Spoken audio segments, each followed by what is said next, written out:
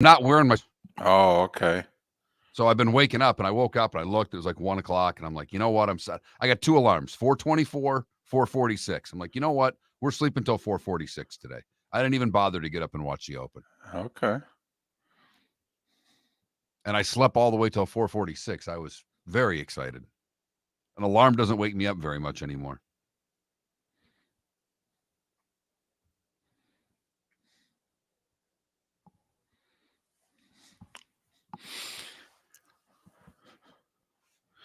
Well, Shane Bacon sent out a post that said, it's windy, it's raining.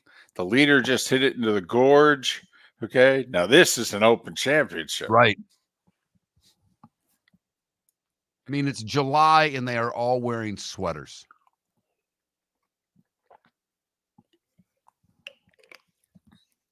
Meanwhile, we got 2/3 of this country dealing with the triple digit heat index. Right.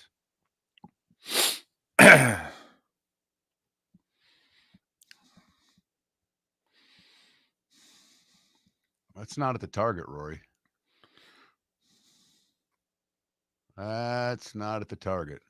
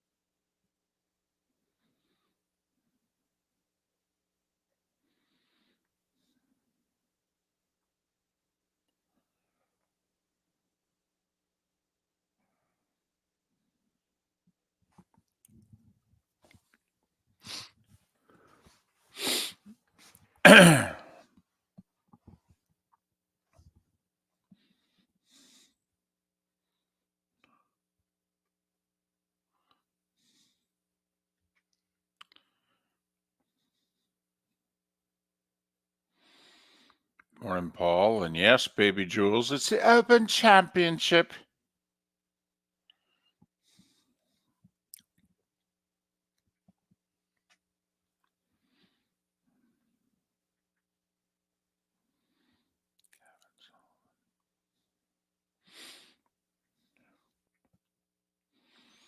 Yeah, I know.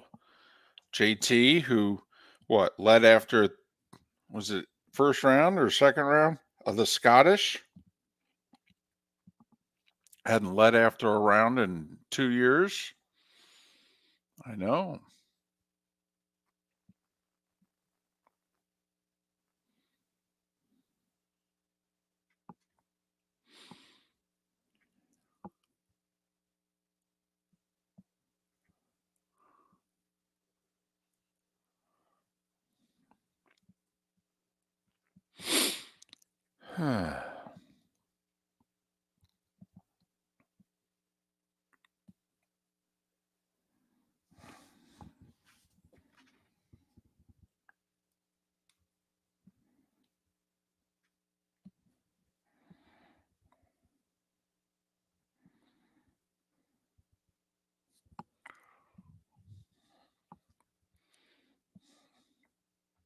So for the first time ever, I get here. The computer that's got our spots on it, David, Mm-hmm.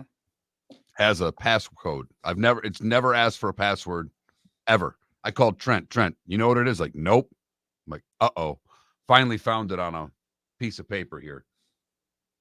Didn't know that was the right password for it because there's a lot of things taped to computers here. I'm like, oh, thank God. Wow. Yeah, I was a little freaked out this morning, not going to lie. Sure. Because we need that to get on the air, don't we? I think. No, we don't need it to get on the air. We need it to play all our commercials. We would have had a longer show by 7 minutes an hour today.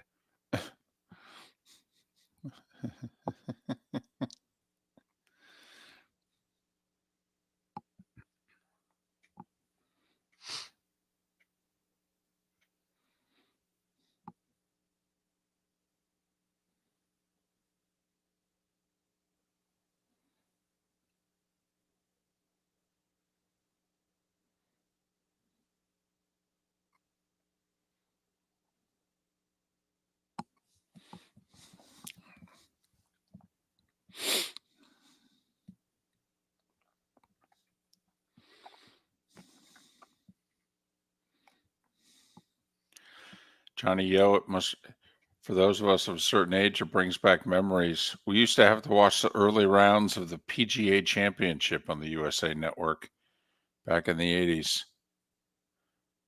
First and second round coverage was on USA Network.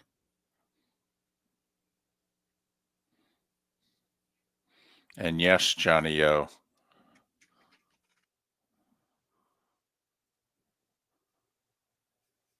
The British Open, the US Open, the Canadian Open, the Scottish Open. You are listening to Miller and Moulton, exclusively on the Florida Sports Network. And now here's Mark Miller and David Moulton. Top of the morning to you. It's a Thursday, but in our world, it's the first round of the Open Championship. Top of the morning to you. How the heck are you? Miller and Moulton. MillerandMoulton.com. Miller_Moulton on X.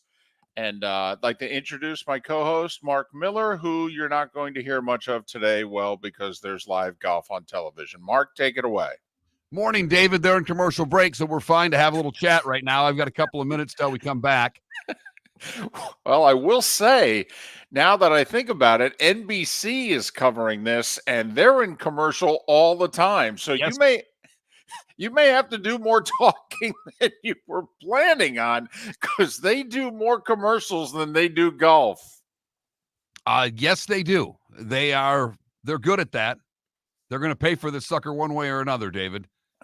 But we Yes. are underway in the Open Championship, and it is what you want for an Open Championship. It is a little bit of wind, not a lot of wind, but rain, cold, ugly. I mean, they're wearing sweaters. It's July, by the way.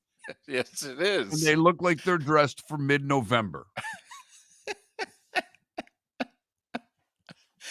I mean, here we have 2/3 of the country in, triple-digit heat indexes. And now, is this November in the rest of the states, or is this November in Florida and the Southeast? November in Florida, I'm wearing flip-flops and a golf shirt, for crying out loud. Okay, so they're dressed like it's in between Halloween and Thanksgiving throughout most of the rest of the country. Yes. Okay, Yes. and then throw in some rain. There you go. Okay, all right, that's good to know.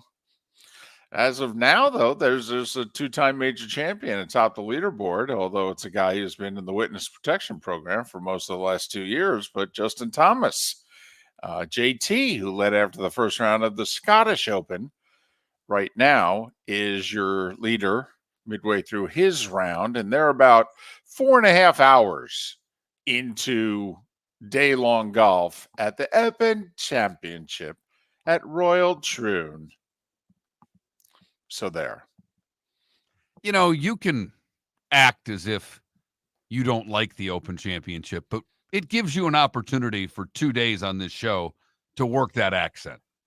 Well, yes. I mean, I'm mocking them a little bit. Okay. I love the accent. You know that, which drives my mother crazy, because my mother's a proud Irish woman. So she hates everything about the British. Right. And I have to admit, How much time has she spent in Ireland? she's gone a few times. Okay. Yeah. No, she's gone a couple times. I believe it's 2 that she's gone. And I went once. I mean, granted, it was for a football game, but, I was there for, 48 hours. Typical trip for you. Right. I actually spent more time in Ireland than I normally do in most of the cities in the States that I visit for a game. So, it was funny. Me and Christy Danielson spent the day before the game. We toured, the country, if you will. Gary was in meetings, and I said, "Do I have to go to these meetings?" No, good. So his wife and I, we just we were out and about. Okay, visiting old churches and in walking around towns, and actually bought some souvenirs. Had a good time. Well, it is on my wife's bucket list to go to Ireland, because she is Irish as well. So that means it's on my bucket list. Yes, it is. kind of like all the Pittsburgh. that's in your life now. That wasn't, 12 Right. to 15 years ago. Right. So, but I just, the whole, when did the British Open become the Open Championship? That's the whole thing with me. Now, here's a question for you. Do you think because do you think a network decided when they got the rights to it in our country, not the BBC, who's probably always called it the Open Championship, but we called it the British Open forever. Uh-huh. Do you think a network, when it switched from, it gets switched many times, it used to be on ABC forever. Do you think at one point when it switched networks, some executive said, we need to call this the Open Championship? Yes. Yes. Like, I don't think this was a demand from the RNA that we refer to it as the Open Championship. Like, I'm trying to remember one of the last Opens on ABC. If you remember Van de Velde's collapse, that was the 99, I'll just say British. That was ABC. That was Tirico. That was Curtis Strange in the booth, in which Curtis said, this is the most ridiculous thing I've ever seen. And that was ABC. And so I'm trying to remember, I think it was sometime in the 2000s that it switched over from ABC to NBC. And I believe it became the Open Championship with NBC. And probably at the directive of the RNA.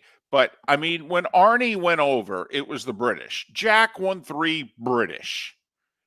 I believe when Tiger won his first in 2000 at St. Andrews, I believe he won the British. That's all. That's my thing. I'm just, when did it become the Open Championship?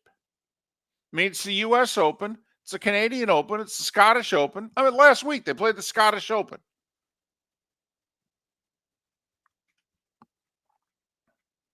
I don't know. It really bothers you. A little bit. No. This, on your scale of insignificant things that bother David Moulton, this is at the top of the list. It's in the top 10. Oh, there's no doubt. There is no doubt. It's in the top 10. I'll grant you that. You know what's cute is, for those of you listening on radio, we do the show twitch.tv/Miller and Moulton. You can see the both of us, David better than me with our new camera configuration. But we have a great bunch of people who take in the show this way and are commenting whenever they'd like. Sometimes about what we're talking about. Sometimes they're having their own conversation. Yes. But what I find cute today is they're trying to update me on what's going on the television, as if I'm not watching, Johnny O.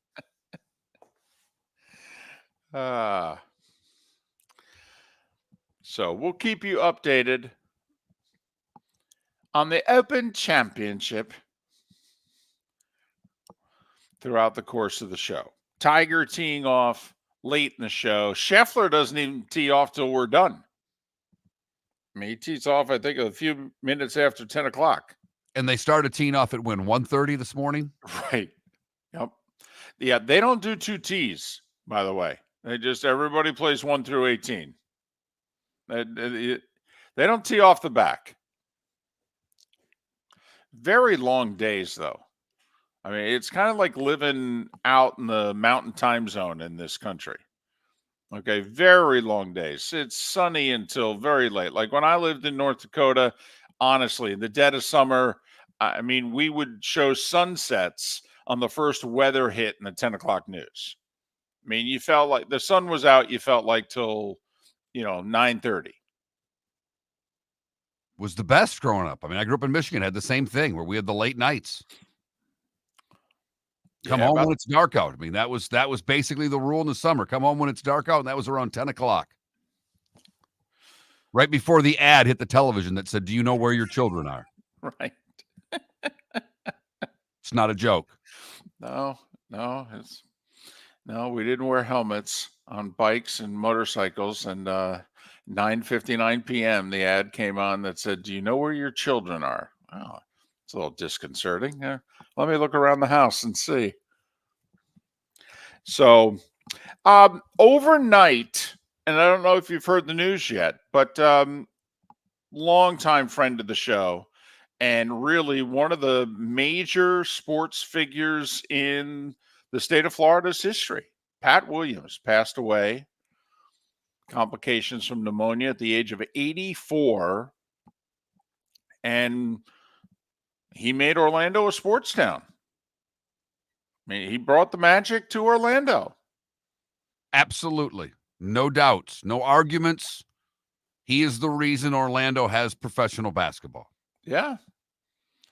And, those in that part of the state can talk about, the significance of the magic to the city, because obviously, there's this little place about 20 miles to the west called Disney, that certainly had a bigger role, but, that brought the magic to Orlando, wrote over 100 books, by the way, ran like 70 marathons. He and his wife adopted like 18 kids. He was general manager of 3 basketball teams. He was the GM the last time the Sixers won the title, in 83. I mean, and was trying to bring Major League Baseball. It's the last time we talked to him. Yep. It was about a year ago, maybe a little more than a year ago, 16 months or so. Spring, I thought, of last year. We had Pat Williams on talking about the efforts to bring Major League Baseball to Orlando. A remarkable man. What a full life. My goodness. But he passed away at the age of 84. 100 books. Remember, he was fascinated by John Wooden and the pyramid of success and just how Wooden lived his life. Absolutely, I don't want to say consumed, but man, was he inspired by John Wooden. Had a lot to do with Orlando getting the soccer team as well. Was big on wanting MLS to Orlando and helped with that. 50 plus years working essentially in the NBA.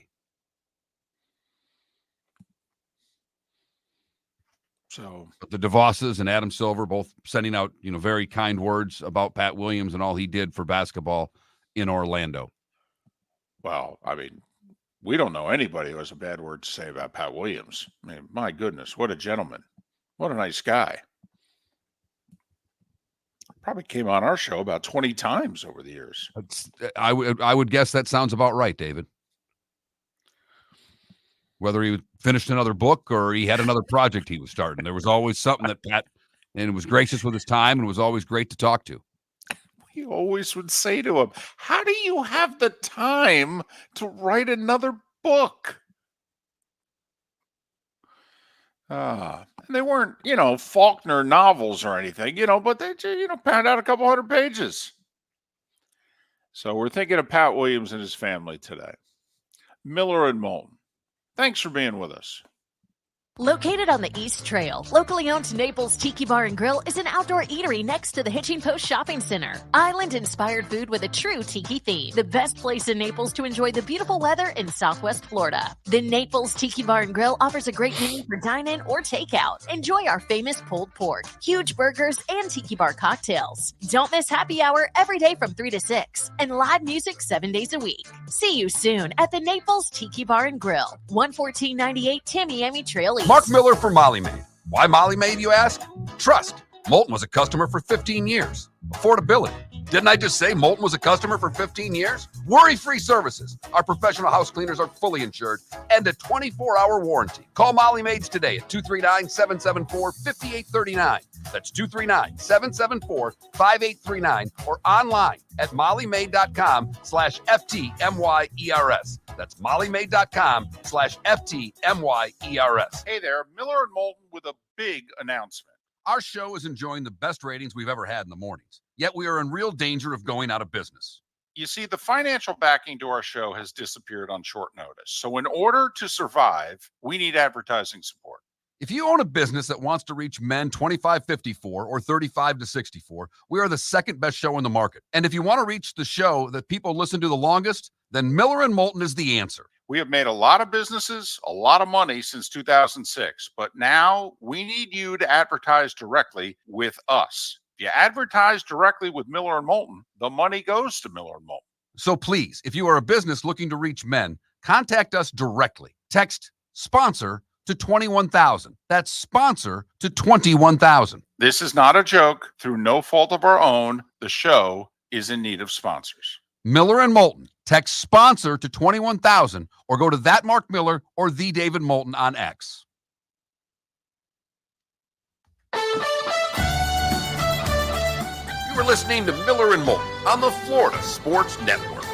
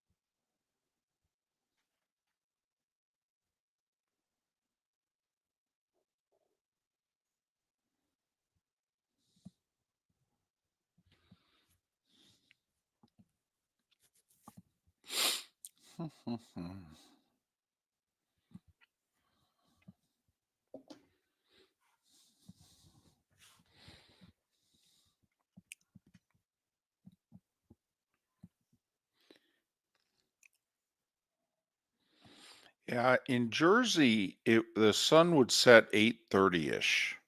Right, because you're in the eastern part of the time zone. Mm-hmm. So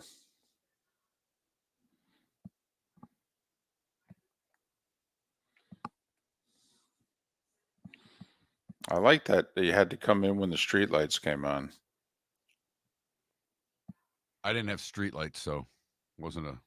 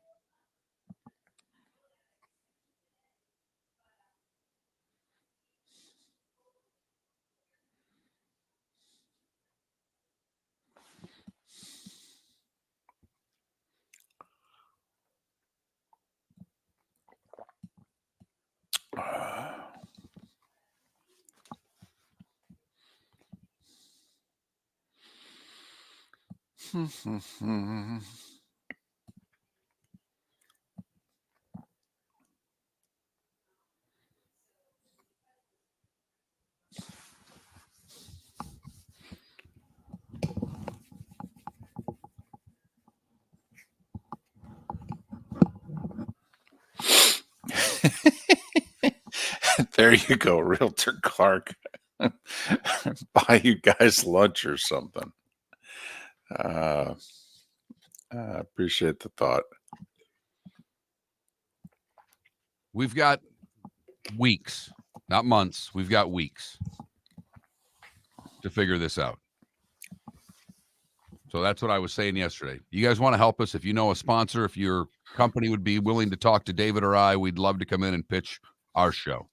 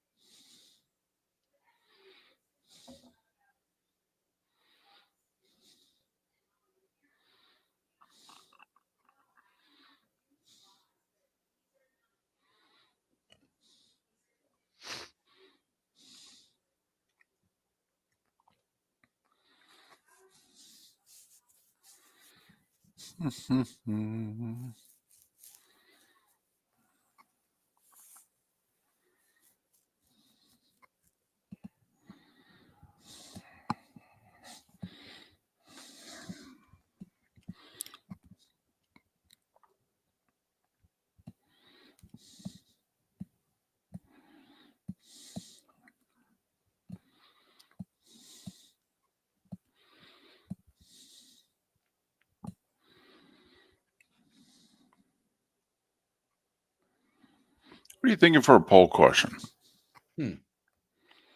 Favorite major that's not the Masters?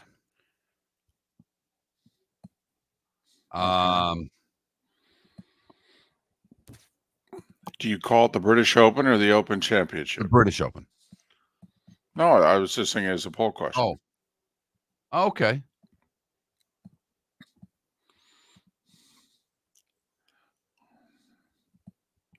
I like that better than which major do you like?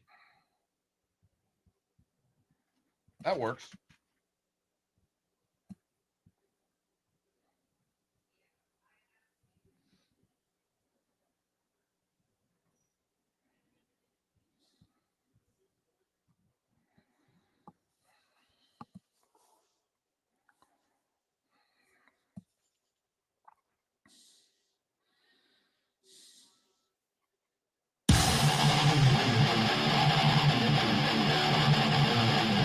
You're listening to Miller and Moulton, exclusively on the Florida Sports Network.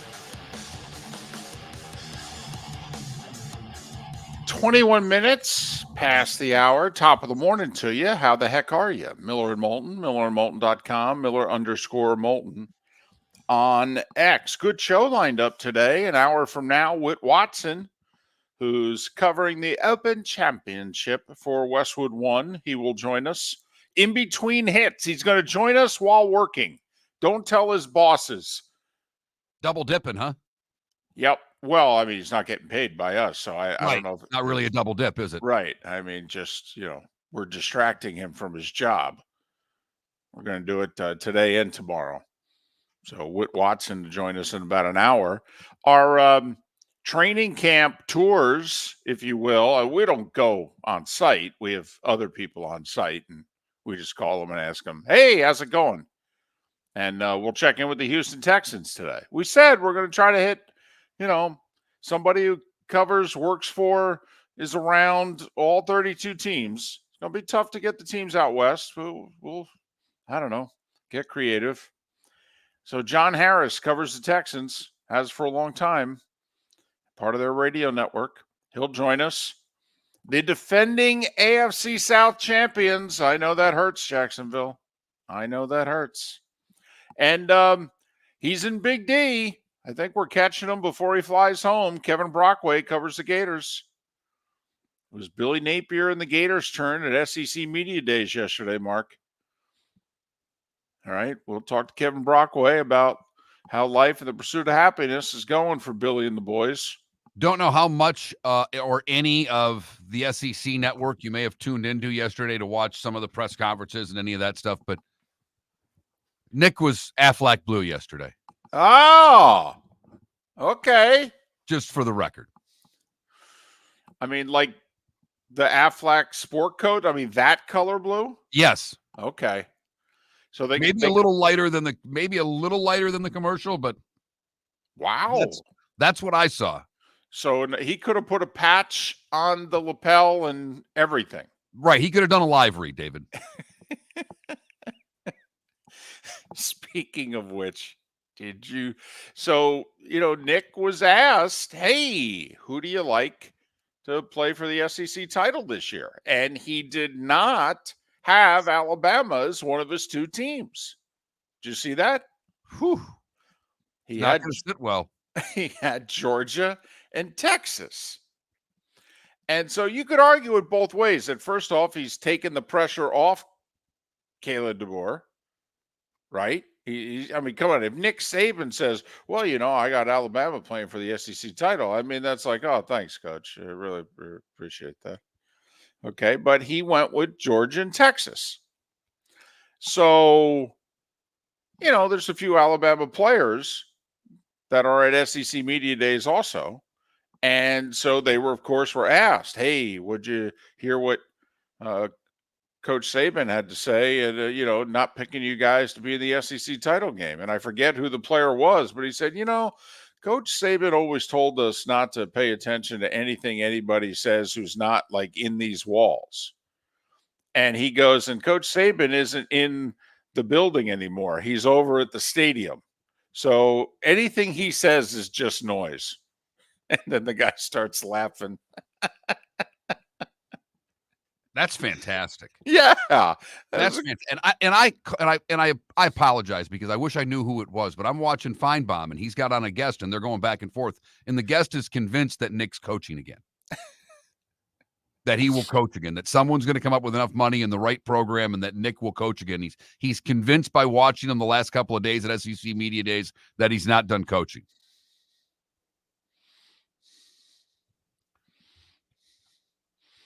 I disagree. I do also.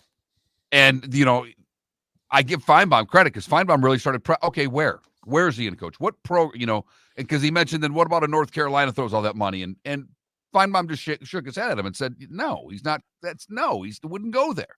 And then he said Ohio State if things go bad for Ryan Day this year. Now that one, because Ohio State has the money, would stop at nothing for a national championship. I think they would make the phone call. Yeah. I mean, I think a lot of them would make the phone call. But Nick's got to have the money to get the best recruits. And there's only a handful of schools you can do that at. Right. And one of them may not be Alabama. That's correct. Quick little update for you watching or caring about the Open Championship. Justin Thomas with a double bogey on 12. There's now a 4-way tie at 2 under. Is that when he hit it into what was it, a cow pasture? Or what did he hit? He hit it. He hit it into some thick stuff on the. He may have had to take it unplayable. See, I have to admit, for whatever reason, and this is a bias on my part, I don't like the carnage of the U.S. Open. I love the carnage at the British. Because the carnage, and I can see why. The carnage at the British is different carnage. Totally. It's the thick, tall grass. It's the shrubs that are between two fairways. Right. It's a pot bunker that you can't get out of. Totally. I feel it's like being in an unkempt Iowa cornfield, with wind and rain. Yeah, I'm in. This interests me. But just, the 6-inch rough everywhere. I don't know. This is not very creative to me. So tight fairways, long rough, and burned out greens aren't your thing? No. Cement greens are not my thing. No.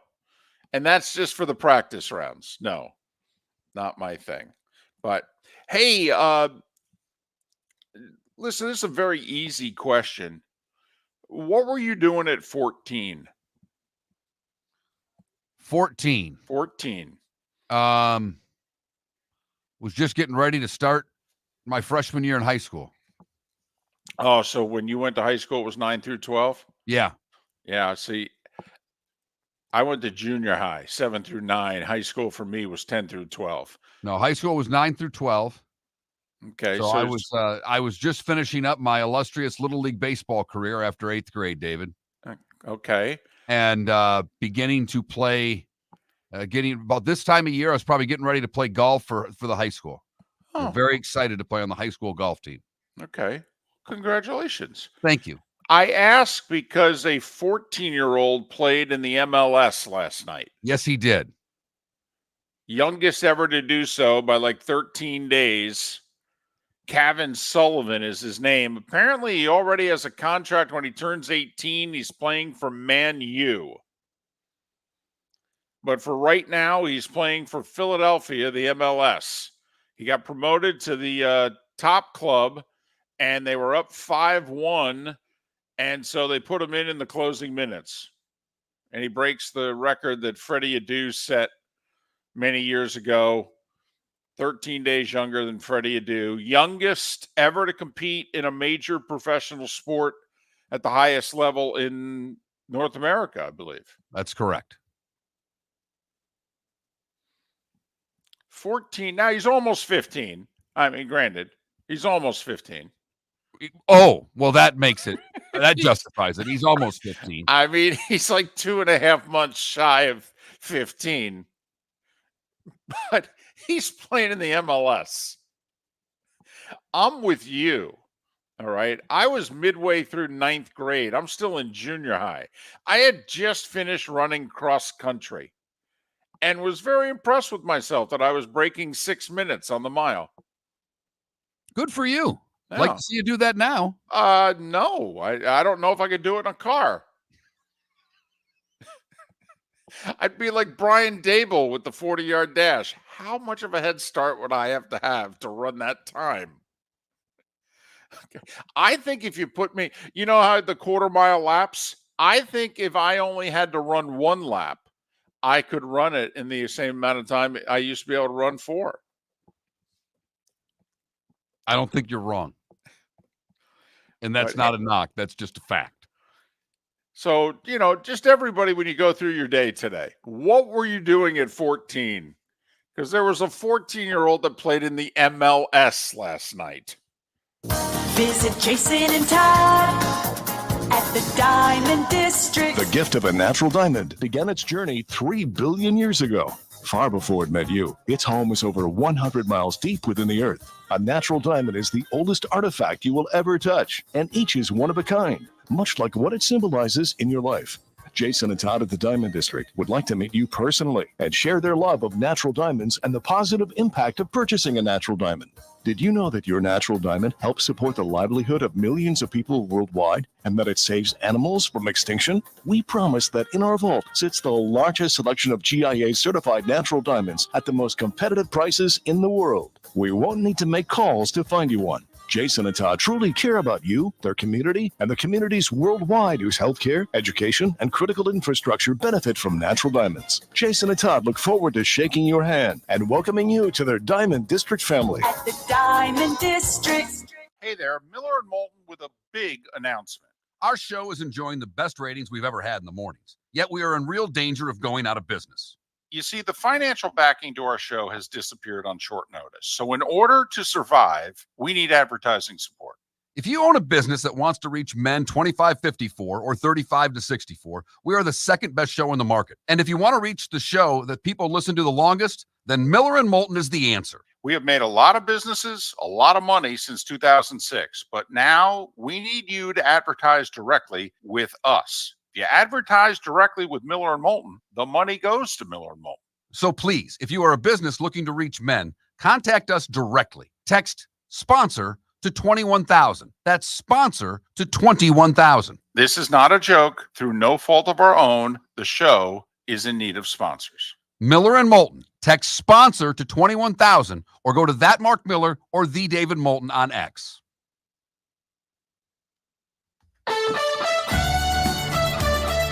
You are listening to Miller and Moulton on the Florida Sports Network.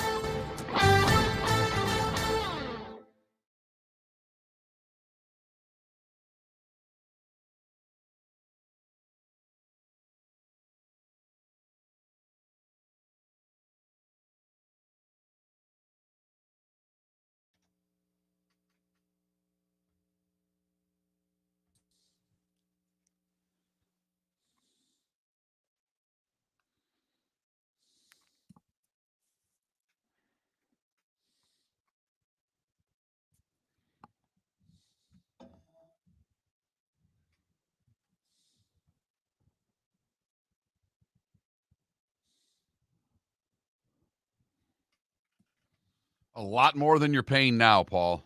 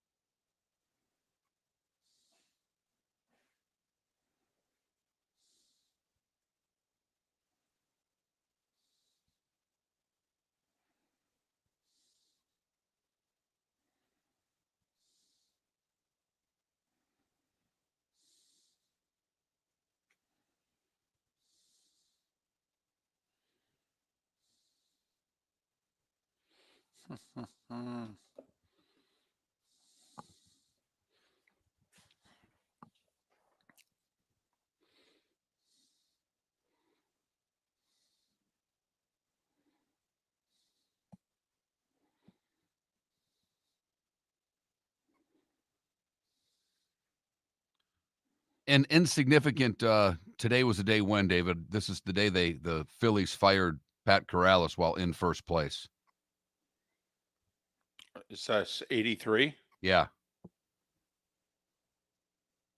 Yeah, they were like a game above 500 or something like That's that. The correct. NL East that year was horrendous for most of the year.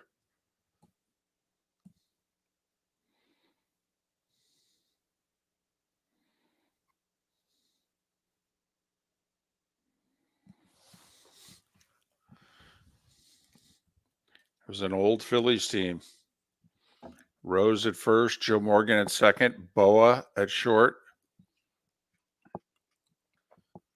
And on another note, if any of you are in a position to hire me, I'm going to be looking for work shortly.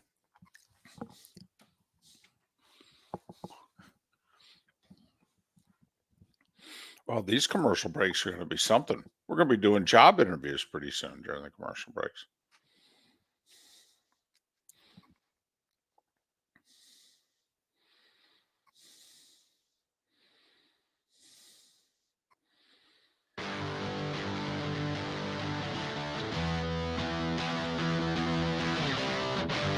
You're listening to Miller and Moulton, only on the Florida Sports Network. 22 minutes before the hour. Thanks so much for being with us. Miller and Moulton, millerandmoulton.com, Miller_Moulton on X. Whit Watson covering the Open Championship for Westwood One. He'll join us in about 40 minutes' time. An hour, a little over an hour from now, we'll check in. Houston Texans. Will they be able to defend their AFC South title? And Kevin Brockway, 2 hours from now. Gators had their turn at SEC Media Days. How'd it go? What'd they say? What are people thinking? Kevin Brockway covers the Gators, and he will join us. Coming up right now, it is time for The Starting Five. 5 stories you need to know. It's the Starting Five on Miller and Moulton. Here's number 1. Well, number 1, obviously, is the Open Championship. And right now, well, it is a little rain, little wind, and not a lot of low scores because of it. In fact, you got a 5-way tie for the lead at 2 under par. Alex Noren, Adam Scott, Justin Rose, Justin Thomas, Russell Henley, all at 2 under par. Noren in the clubhouse. Yeah, so that's with a 69 at Royal Troon. And you got 7 other golfers that are under par at 1 under. And they've only been playing golf for about 5 hours. So, you know, they've got a long way to go. Tiger doesn't tee off for another 3 hours. Scheffler doesn't tee off for another 3.5 hours. You know, Rory's one of those out on the course. He's at even par through 5 as he tries to end that 10-year major drought. So the Open Championship is underway at Royal Troon, and it is, well, classic open weather. Cool, little wind, little rain, course playing difficult. Golfers, in other words, hate it. Hey, Major League Baseball play does not resume until tomorrow, but today, big day in St. Petersburg. City Council going to have a day-long discussion, and then they are going to vote on the redevelopment plan, which includes a new stadium for the Rays. They need 5 votes. The thought is they have them. We shall see. If it gets approved, it's all but a done deal. If it gets voted down, Houston, we have a problem. Because shovels need to go into the ground by early 2025, give them 3 years to build it, And that's how you're ready for opening day in 2028. So, big day in St. Petersburg today and early this evening. By the way, ratings for the Home Run Derby and the All-Star Game came in. Good news, bad news. Good news, the game's ratings were up 6%. Of course, last year's ratings were the lowest ever, so this year's ratings are the second lowest ever, but up 6%, drew around 7.5 million people, Mark. Home Run Derby, around 5.5 million people, which is down 600,000 from the year before and down 1.4 million from just 2 years ago. Hey, here's a crazy idea. Kind of like the slam dunk contest. Why is it no longer a thing? Oh, I don't know. Because maybe the big names are not participating anymore? I mean, a home run derby without Ohtani and Judge? I mean, I'm a Mets fan. I didn't need to see Pete Alonso for the 5th time in the home run derby. You? Well, I don't know if Pete needed to see Pete in the home run derby the way he performed, but that's what it is. You hit the nail on the head, David. The best home run hitters aren't participating in the home run derby. With no Judge and no Ohtani, it leaves a lot to be desired. Domingo Germán and Dallas Keuchel, a couple of pitchers who have done some fascinating things. I mean, Domingo Germán just a year ago threw a perfect game. Keuchel's won a Cy Young. Anyway, they both got released yesterday. Man, released when you're not even playing. I mean, it's supposed to be a few days off. Couldn't even give me till the weekend, coach? Nope. Germán got released by the Pirates. He's 31 years old. Dallas Keuchel's 36, got released by the Brewers. Mentioned it earlier in the show, Pat Williams, who brought the Magic to Orlando 35 years ago. Passed away overnight at the age of 84. Remarkable man, authored over 100 books, ran 70 marathons, adopted a bunch of kids, GM of 3 NBA teams, okay, including the 83 Sixers, the last Sixers team to win the title. And then shortly thereafter, helped bring the Magic to Orlando. Pat Williams was 84. WNBA action from last night. You know, we talked about this. We said something's going on. Indiana on a roll. Head to Dallas. Dallas, worst team in the league. All right. Why is it that many people are betting Dallas to win? Well, guess what? Dallas won. Scored the last 8 points of the game. Beat the Fever 101-93. By the way, Caitlin Clark, first player in WNBA history to have a 20-point, 15 or more assist game. She had 24 points, 19 assists last night. 19 assists, a WNBA record. How about that? So let me get this straight. 24 games into her career, she's done something no one else in the league's ever done. You sure we can't put her on the Olympic team? Is it too late? No? You know what I don't get? And I watched a large majority of that game last night. There's nothing else on. Exactly. It doesn't seem they run as many plays for her to get open on three-pointers as I would expect. When they do, here's the funny thing. She makes them. I will say she does seem as if she is trying really hard to be the point guard, if you know what I mean. She's trying really hard. I mean, they have an elite player in Boston. They got this other player who's really coming on. I think her last name's Martin. They're like a 3-woman team right now. They're a 2-woman team. I mean, there was at least last night they were. What I watched, I mean, they were at one point where it was Clark or Boston. Those were the options. That was it. Right. And Boston, I think, with 28, Clark with 24. But the Fever ended up losing. Dallas with 6 in double figures. By the way, that was it. There was one other game yesterday. Minnesota beat Atlanta 86-79, but that's it. They got the All-Star break this weekend, and then they're taking nearly 3 weeks off for the Olympics. So no more WNBA. By the way, so obviously Caitlin Clark, we know she can shoot the three. This Sabrina Ionescu, she nearly beat Steph Curry in the three-point shooting contest at the NBA All-Star Game.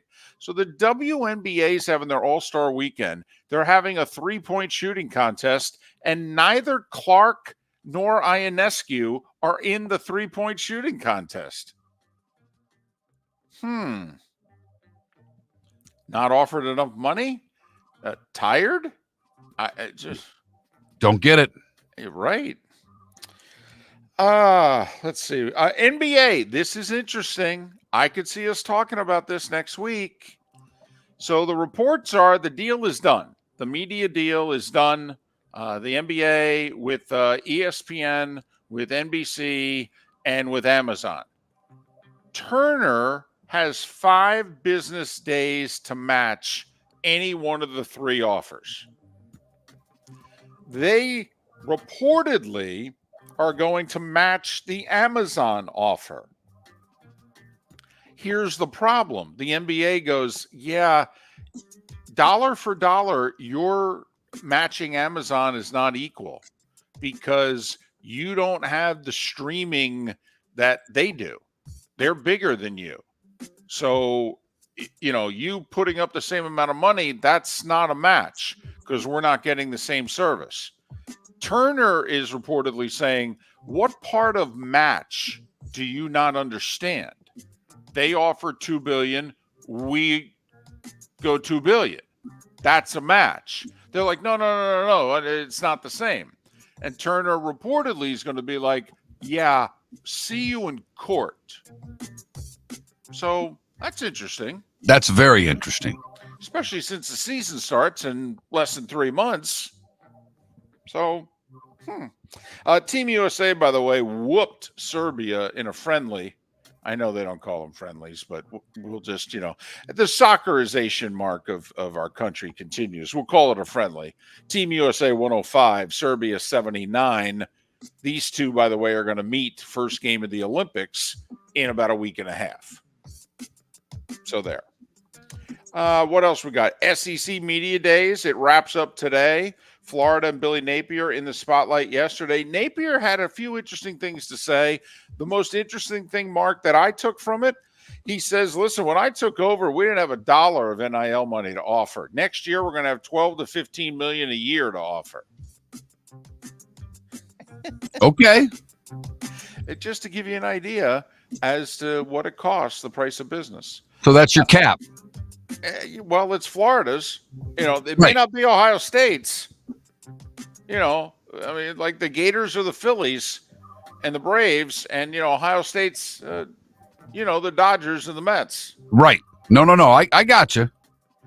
Nick Saban, by the way, predicts Georgia, Texas to play for the SEC title.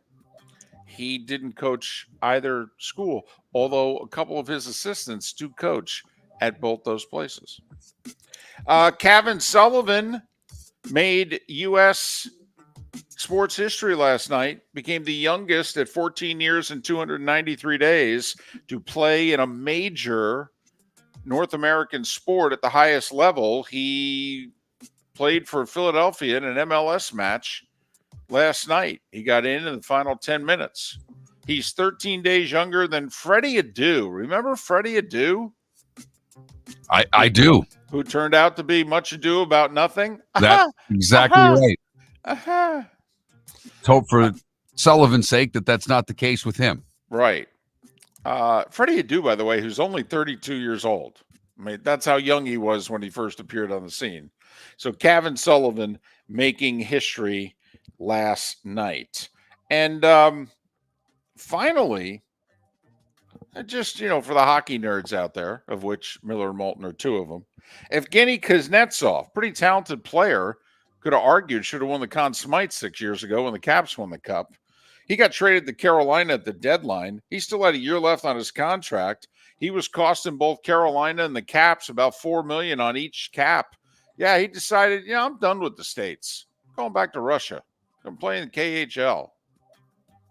So, both Carolina and Washington now have About $4 million extra in cap room. Of course, they have nobody really to spend it on, but we've got more cap room.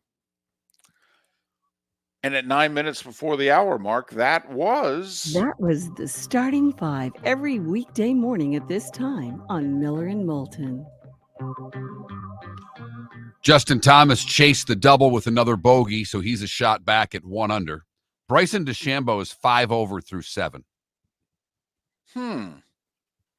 For what it's worth. That's not an ideal start. No, it is not. That's a way to get yourself home quickly up for the weekend. By the way, former champions, Justin Leonard with a 9 over 80. I think he hit the first ball. That's what you said yesterday, that he was teeing off at 130. He was in the first group at least. He was in the first group. I don't know if he hit the first tee shot. I thought he did. Thought that's what they were saying. And Todd Hamilton, one of the more unlikely winners in Open Championship history. He shot at an 11 over 82. So they can make their plans to fly home tomorrow sometime. Our magic numbers, Mark, 14, 2 weeks today, the Hall of Fame game, Bears and Texans. 37, 5 weeks Saturday, week 0, Florida State, Georgia Tech. 44, 6 weeks Saturday, week 1 of the college football season. And we're at 49. 7 weeks tonight, Ravens and Chiefs. The NFL season kicks off. Huh? There you go. No 5s left on the board, David. Nope.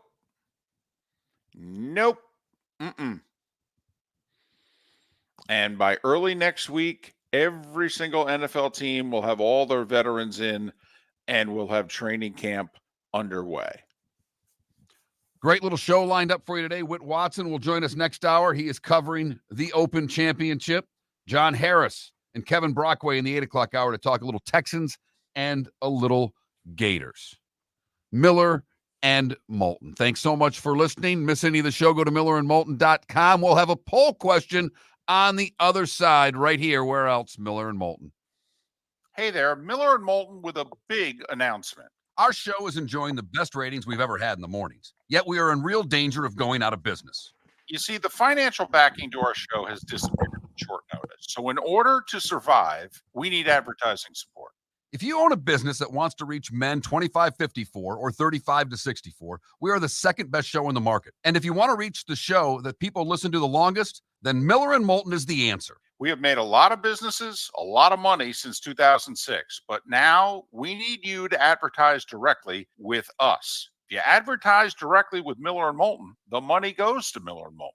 So please, if you are a business looking to reach men, contact us directly. Text sponsor to 21,000. That's sponsor to 21,000. This is not a joke. Through no fault of our own, the show is in need of sponsors. Miller and Moulton. Text sponsor to 21,000 or go to that Mark Miller or the David Moulton on X.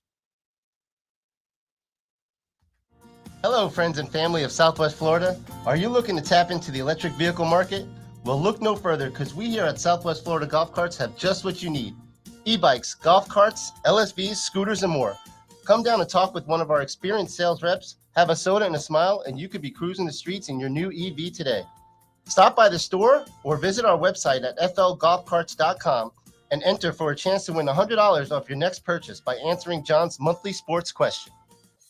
Visit Jason and Todd at the Diamond District. Todd, have you noticed every jewelry store in town sounds like a broken record? I do. We're all saying and claiming the same thing. Largest selection, lowest prices, non-commissioned sales team. It's the same tune over and over. Exactly. It's just noise. Jason and I aren't all talk. We walk the walk, brokering diamonds directly, giving you the best value on GIA certified diamonds. That's right. We're not just selling jewelry. We're living and breathing it. It's our passion, and we're for real, not hired voices on the radio reading scripts. Come explore our collection of GIA certified diamonds and diamond jewelry with our curated assortment of rare and exotic gemstones. Also, we're excited about our previously enjoyed Rolex timepieces, as well as our large estate jewelry collection. Skip the noise and come feel the difference with your go-to guys for diamonds. Todd and I look forward to shaking your hand and welcoming you to our Diamond District family. At the Diamond District.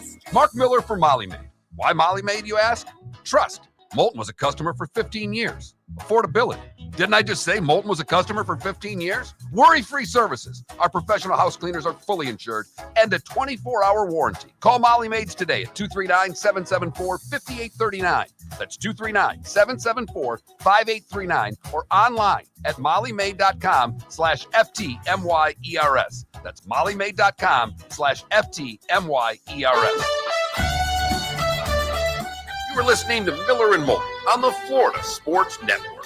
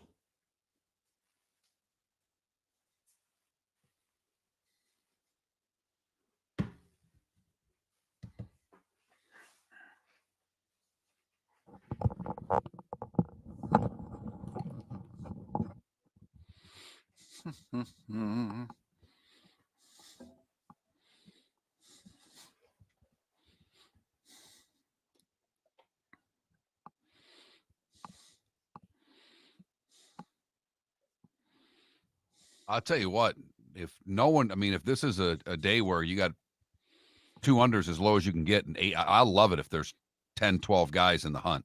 That makes tournaments a lot more interesting to me. Sure.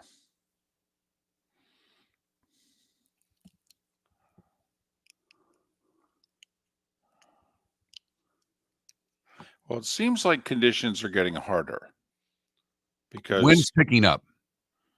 As Peter Alice would say, the wind is freshening a bit. Freshening.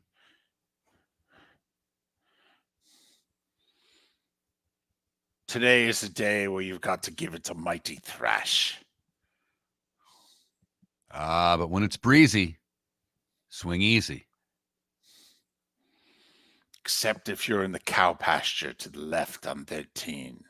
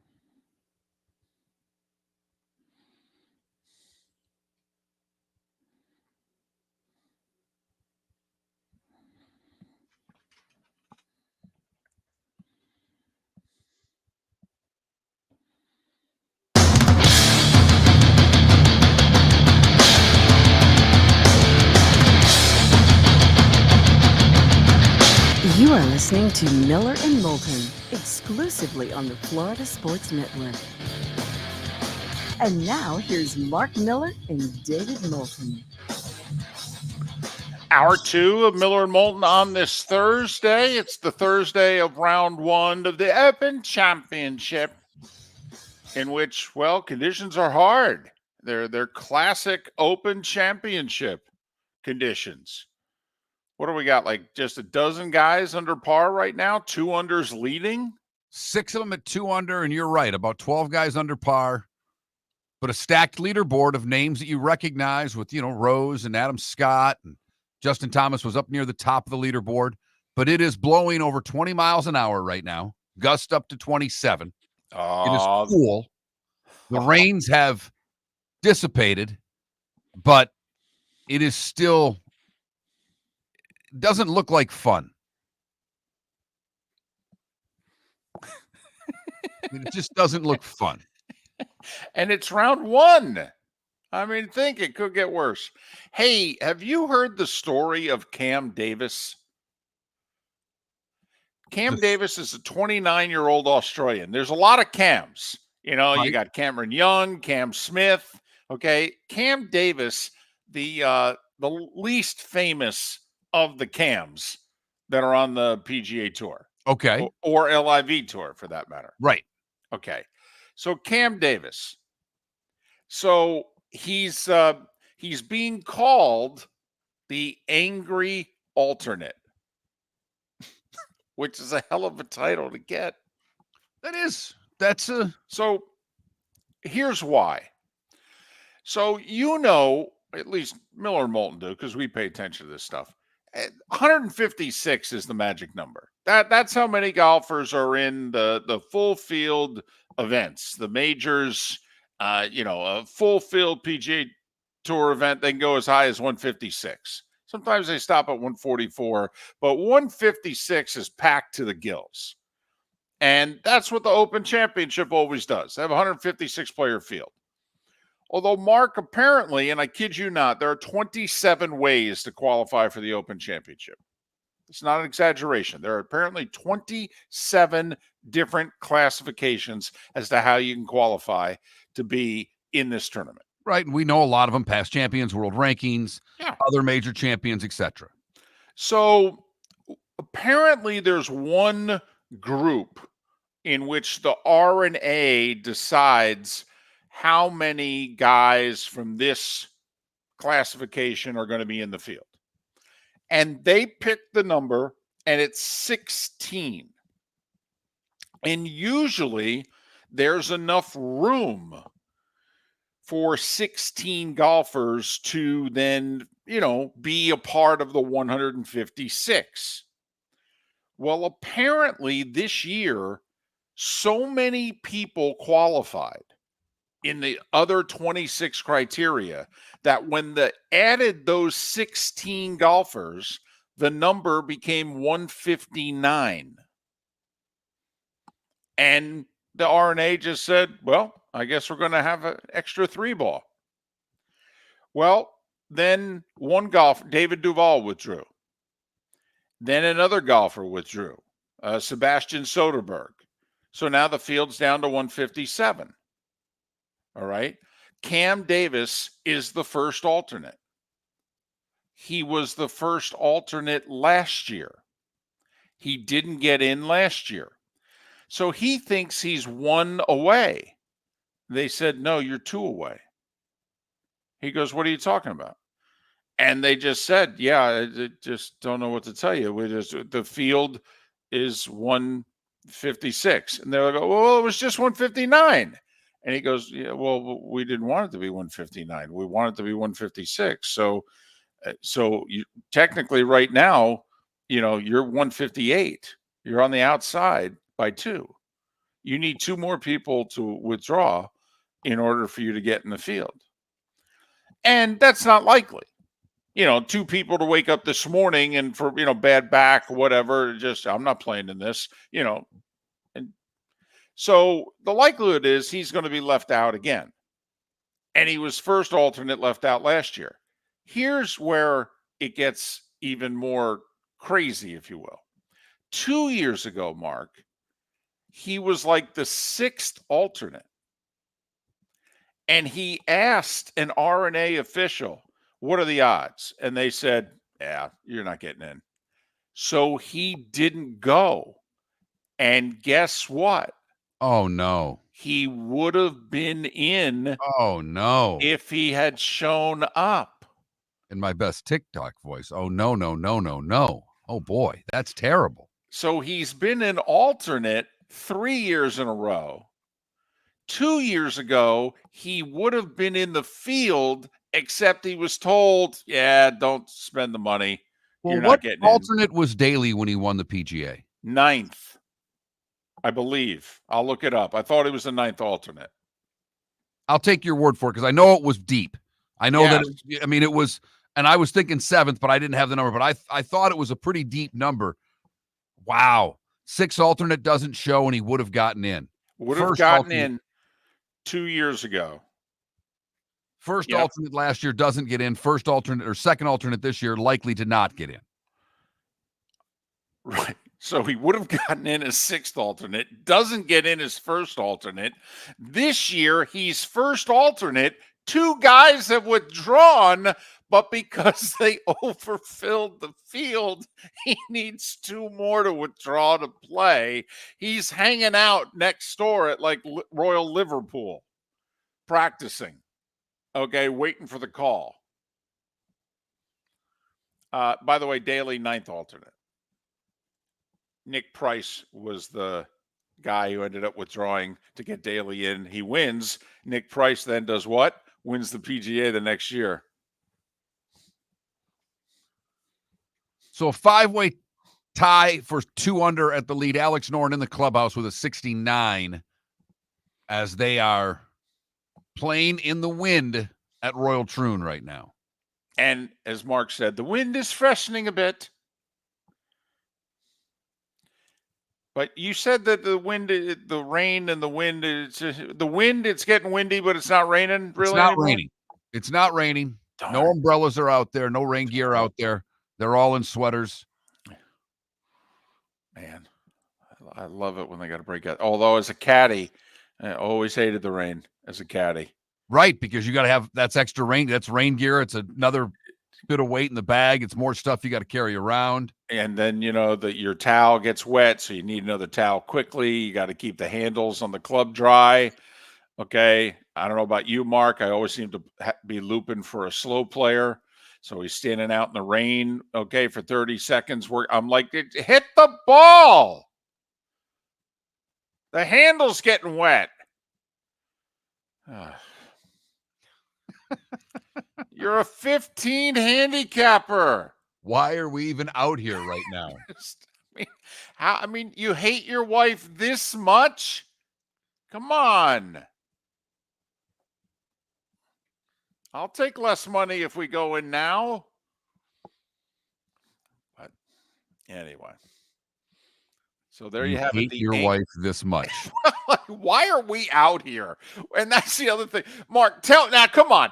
Tell me this isn't true. All of us who have golfed or caddied or what have you. When does it start raining hardest? When you're at the furthest point away from the clubhouse. Always. Never 100%. fails. And seemingly you're at the most wide open part of the course. There's no place for you to go to get any kind of shelter, nothing. Right. Place like caddied at, it was always 12, 13, 14 tee. That was the furthest most point of the course. And then you had to go up a huge hill, okay, to then get over the hill to be able to get to the clubhouse. It was always poured. And this isn't a 4 caddy with a cart. This is a guy lugging a set of clubs, maybe 2. That's right. Things I wouldn't know, David. I'm big into carts. I don't know if you're aware of that. I'm big into carts. Yeah, but still, man, when it's pouring and you're at the farthest most point of the course, you ain't getting back in 30 seconds. No, this is true. This ain't the Jetsons. You're not just, hitting the button on the pack and boom. All of a sudden you're going to be, under cover. Come on. How many times you've been in the cart and you've been saying, come on, buddy, is this as fast as you go? Come on. With my cart, every time I get in it, David, I get lapped by the speedy carts around the club. So no, I know where you're coming from. That's the other thing. Also, even the carts from the club, they didn't all go the same speed. Didn't you hate it when you got the slow cart? You're like, come on, I thought this was supposed to be like an IROC race. I thought all the carts were the same. In theory, David, they are, but cart 32 seems to always be a little faster than the others for whatever reason. Exactly. How is it I got the slow cart? Is it my weight? Am I holding it down? That's the other thing. So I'm getting rained on, and I'm thinking, man, if you weren't so fat, you'd be going faster.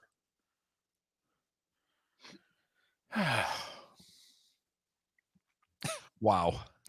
That's a lot of little window into your soul there. A lot of issues coming out there. There really are. This is a good therapy session for you, David. I feel like we're really accomplishing some things. I feel like I'm feeling better. I mean, that's good. I mean, sometimes just talking it out will do it. I feel soaked, but I'm feeling better for what it's worth there. Yeah.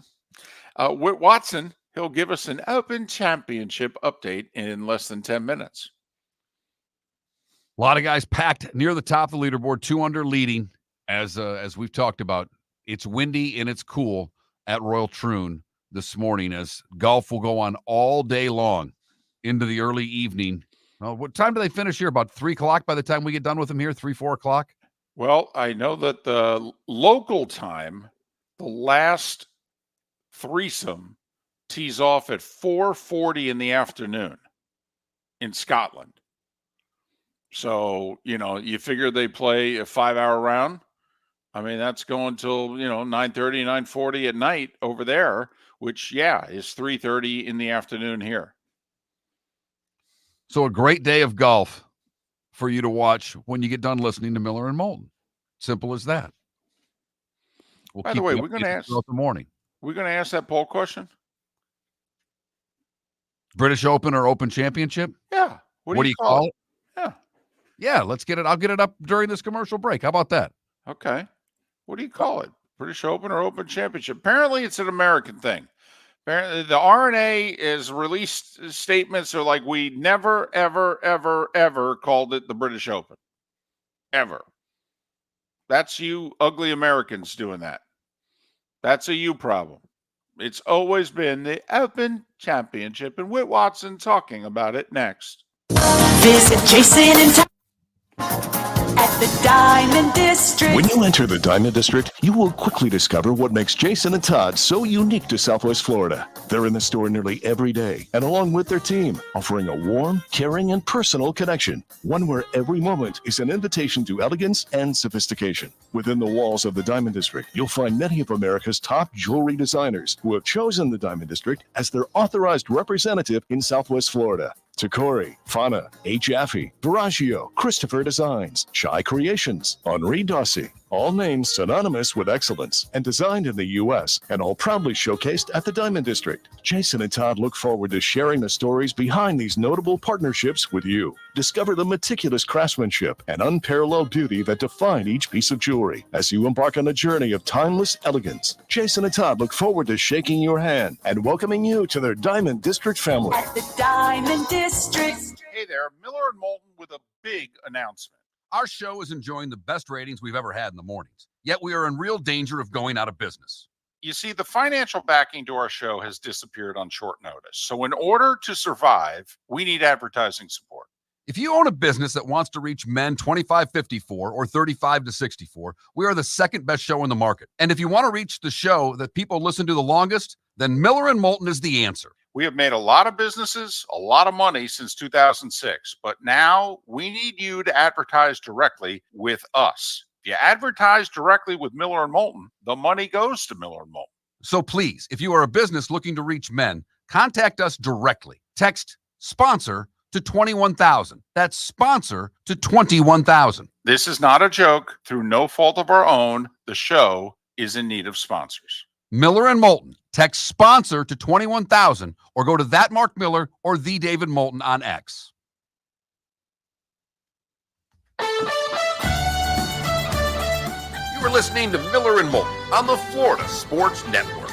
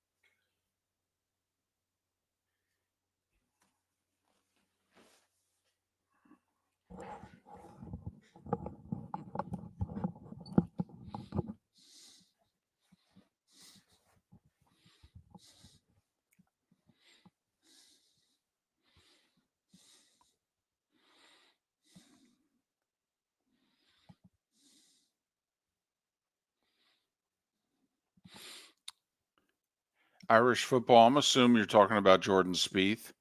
And you can ask Mark. We said this, but even me more than him. We thought when Spieth 2015, 16, 17, to us, it was a Justin Leonard type situation where he was not a long hitter, but he was at the top of his wedge and putting game. But we didn't know if he would have long-term at the top of the sport because he was just too short. And then Leonard got consumed with trying to get longer. Spieth has gotten consumed with trying to get longer. And I don't think he'll ever be, now, I mean, he knows his way around Augusta. Maybe he can win another Masters, but I don't expect him to ever be an elite player again. I really don't. Not elite.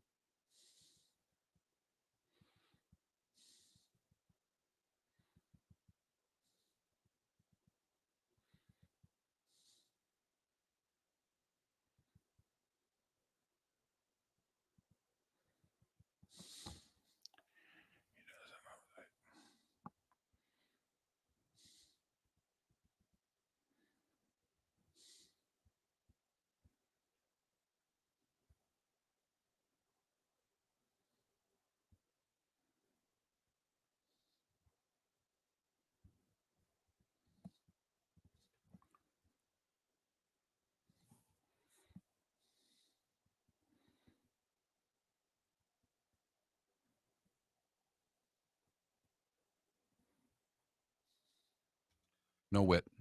He had a live hit at 16 after. Okay. I'll watch the phones.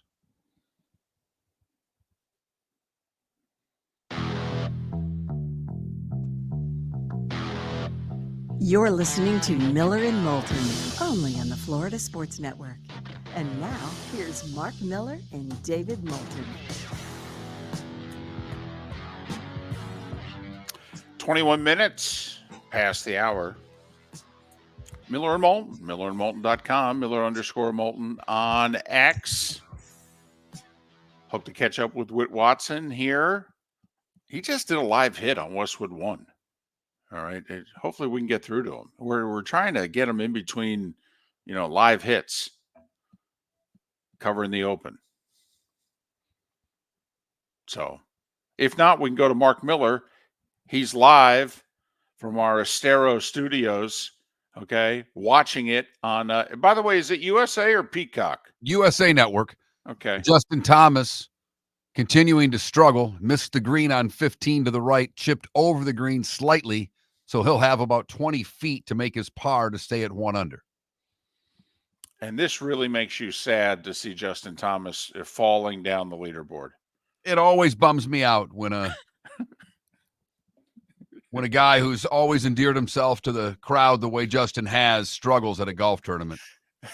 He's a fan favorite for everyone. Are you sure you're not holding one moment against him? It was a bad moment. It was. But are you sure maybe you're not holding a grudge? David Moulton is telling me that I shouldn't hold a grudge. That's not what I said at all. I just simply asked a question. I'm an interviewer, Mark. I just asked you a question. I asked you, are you sure that you're not holding a grudge? No, I'm positive because there's a little more background I'm not going to share on air, but there are people that I know that played against him. And what I saw on that course from people that I trust, I believe to be more true than not. You believe that to be his personality. Where was it? Doral? Where was he? He was in Florida somewhere, wasn't he? Was he in Okay. Florida when he did that? I thought he was. I thought he was in Florida, and somebody rooted for the ball to get in the bunker or something. He hit a shot from the left rough, I believe, and after the ball left his club, a fan yelled, "Get in the bunker." And it bothered him so much that he had that fan thrown out of the golf tournament. And I'm more upset that at the tournament that throwing that fan. You can't throw a fan out for saying get in the bunker. First off, sometimes get in the bunker is the good thing. It's where you want it to go. Those guys get up and down for the bunker all the time. Correct. So I'm not, that sealed what I had heard from others, and I am not a JT guy. All right, fair enough. Anyway, 2022 PGA champion. He's got 2 PGAs on his mantle, and he was 4 under at one point. What, 4 under through like 11, 12? Through 11.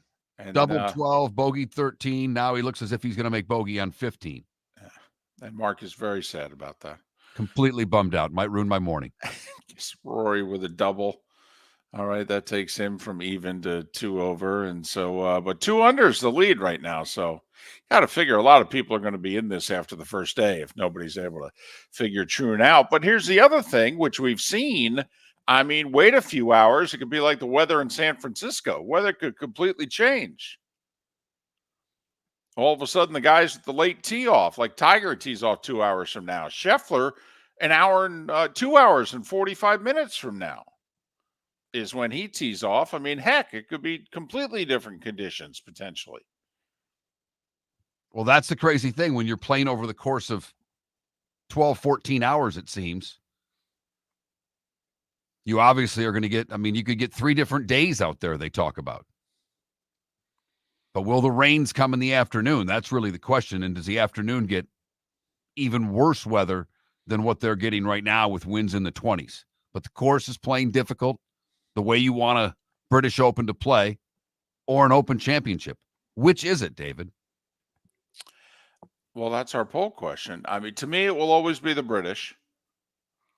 And maybe that's the ugly American in me. And apparently we were the only ones that ever called it the British.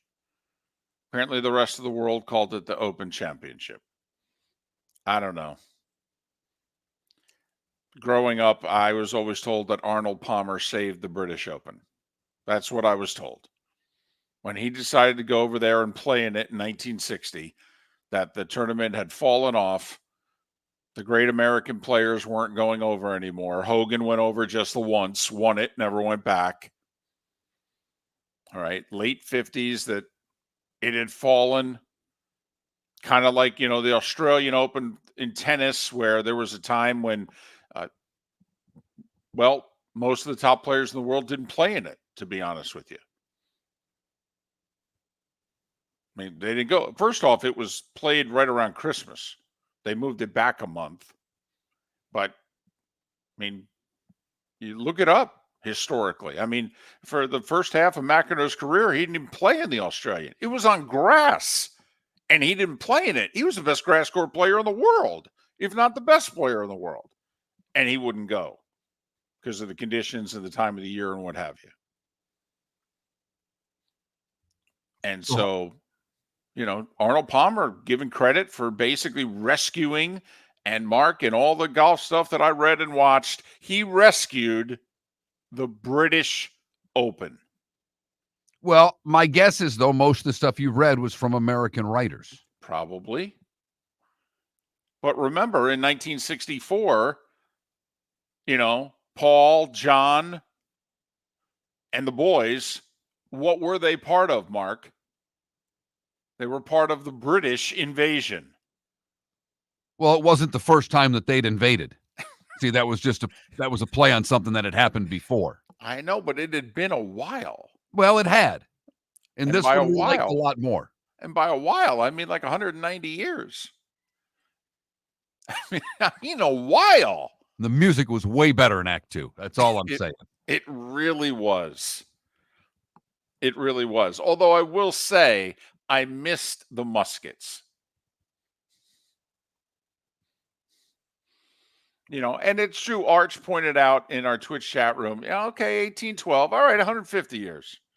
It had been a while. Either way, though, it had been a while. So 2 players in, Noren and Hoggard in at 69, 4 others at 2 under on the course, including Justin Rose, who's playing 18. Justin Thomas just made another bogey. That will set him back to even par. He was 4 under when we came on the air this morning. Rory +2 teeing off on the 9th. Having, I think, just doubled 8. Doubled either 7 or 8 anyway. So Miller and Moulton, MillerandMoulton.com, Miller_Moulton on X. Our poll question, do you call it the British or do you call it the Open Championship? That Mark Miller, the David Moulton, Miller_Moulton on X.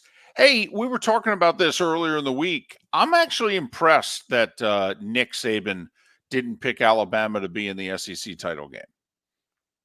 Impressed? Yeah, I am. It gives the appearance that he's going to be more of a straight shooter than an Alabama hack, if you will. Or could it be the other side? Now that he's gone, there's no way anybody can do at Alabama what I did at Alabama. Therefore, I'm not picking them to win their side. I mean, these are all his players for the most part. I know there's transfers that have come in, etc. But you could also look at it as he's taking the pressure off. You could look at it as he's giving them motivation. Sure, you could. But it impressed me. First time he was asked to really give an opinion in which, okay, are you still, the de facto coach of Alabama here? Like Urban. Isn't he still getting $500,000 a year to be a consultant there? Well, trust me, he's underpaid for what he did for that city, that region. Never mind that school. Please, you could add another 0 to that yearly check, and I think that now we're talking. Miller and Moulton. John Harris. We talk a little NFL in a half hour. Thanks for listening. The law firm of Michael F. Hornung has successfully represented the citizens of Southwest Florida for over 30 years. As a former prosecutor, the information I know is information you need to know. If you've been arrested for a DUI, a criminal matter, or involved in an auto accident, call the law firm of Michael F. Hornung.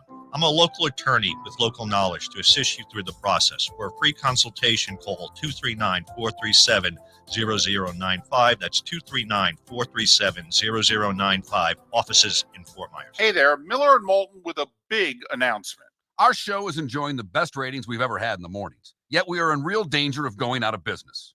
You see, the financial backing to our show has disappeared on short notice. So in order to survive, we need advertising support. If you own a business that wants to reach men 25-54 or 35-64, we are the second best show in the market. And if you want to reach the show that people listen to the longest, then Miller and Moulton is the answer. We have made a lot of businesses, a lot of money since 2006, but now we need you to advertise directly with us. If you advertise directly with Miller and Moulton, the money goes to Miller and Moulton. So please, if you are a business looking to reach men, contact us directly. Text sponsor to 21,000. That's sponsor to 21,000. This is not a joke. Through no fault of our own, the show is in need of sponsors. Miller and Moulton. Text sponsor to 21,000 or go to that Mark Miller or the David Moulton on X. Mark Miller for Molly Maid. Why Molly Maid, you ask? Trust. Moulton was a customer for 15 years. Affordability. Didn't I just say Moulton was a customer for 15 years? Worry-free services. Our professional house cleaners are fully insured and a 24-hour warranty. Call Molly Maids today at 239-774-5839. That's 239-774-5839 or online at mollymaid.com/FTMYERS. That's mollymaid.com/FTMYERS. You are listening to Miller and Moulton on the Florida Sports Network.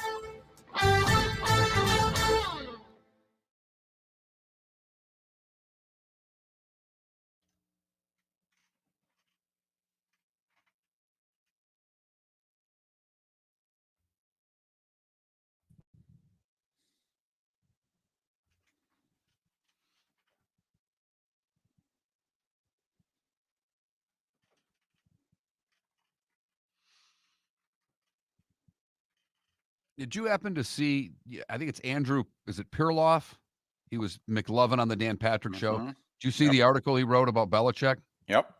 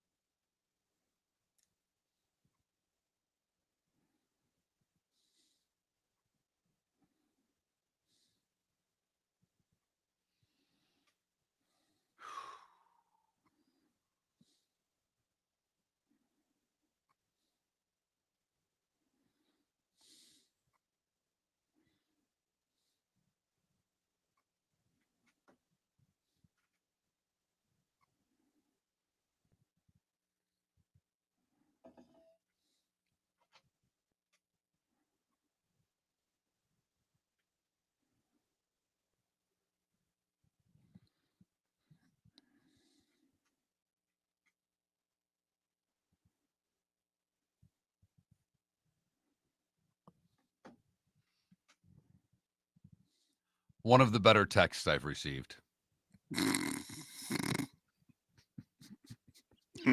Couldn't believe it.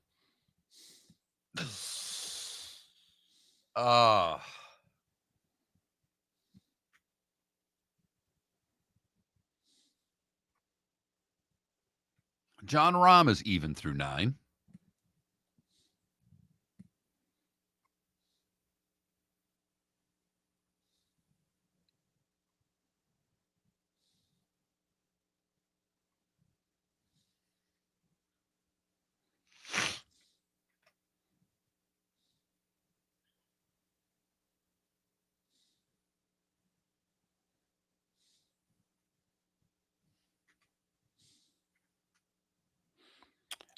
Do we want to try Whit at 8:21?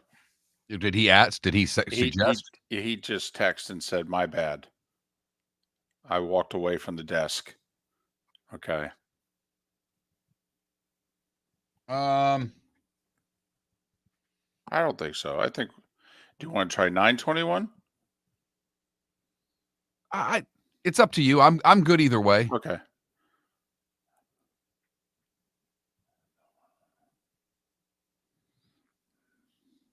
You walked away from the desk. How dare you, sir? How dare you?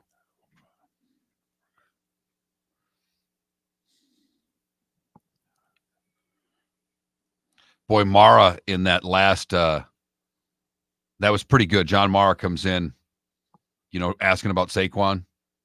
And basically Shan's telling him they're not going to, basically it sounds like they're not going to keep him. And he's like, man, I'm going to have trouble sleeping if he ends up in Philly. Yep. And walks out of the room. It's like, that's just good. That's good TV right there.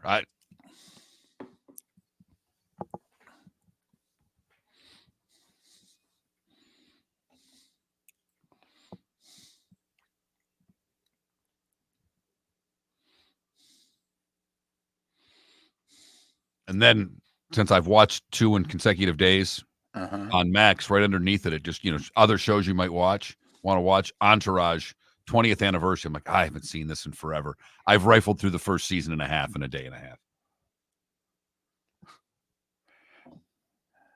Jeremy Piven's character is so good. God, he makes me laugh. Yeah.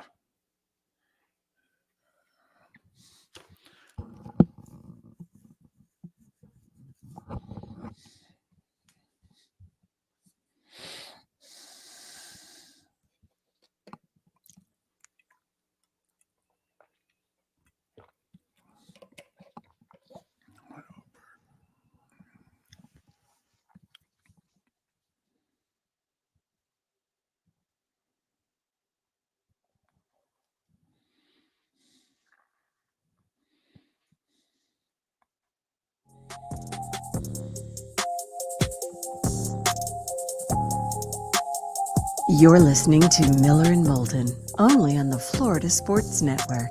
And now, here's Mark Miller and David Moulton. 22 minutes till the top of the hour. John Harris will join us then as we check in on at least one NFL team a day heading into the start of the season, which, by the way, is 7 weeks tonight. 49 days away till Ravens Chiefs.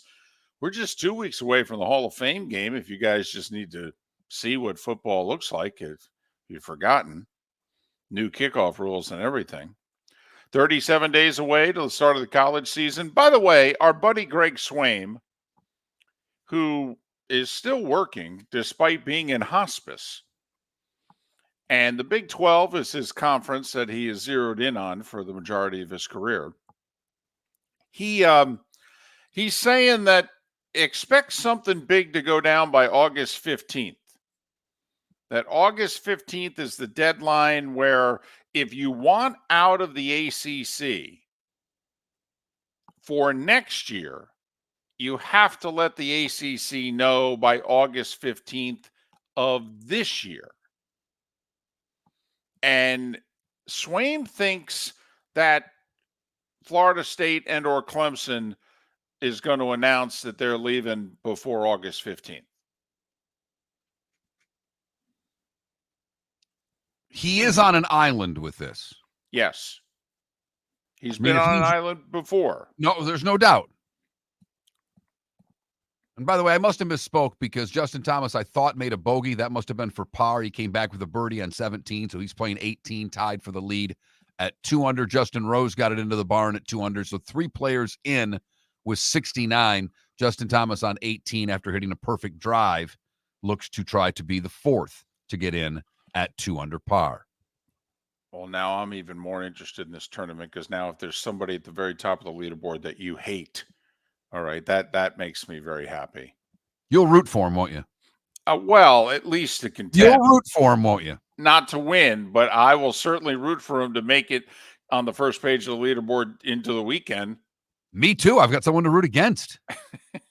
What's fun if you're just rooting for everybody?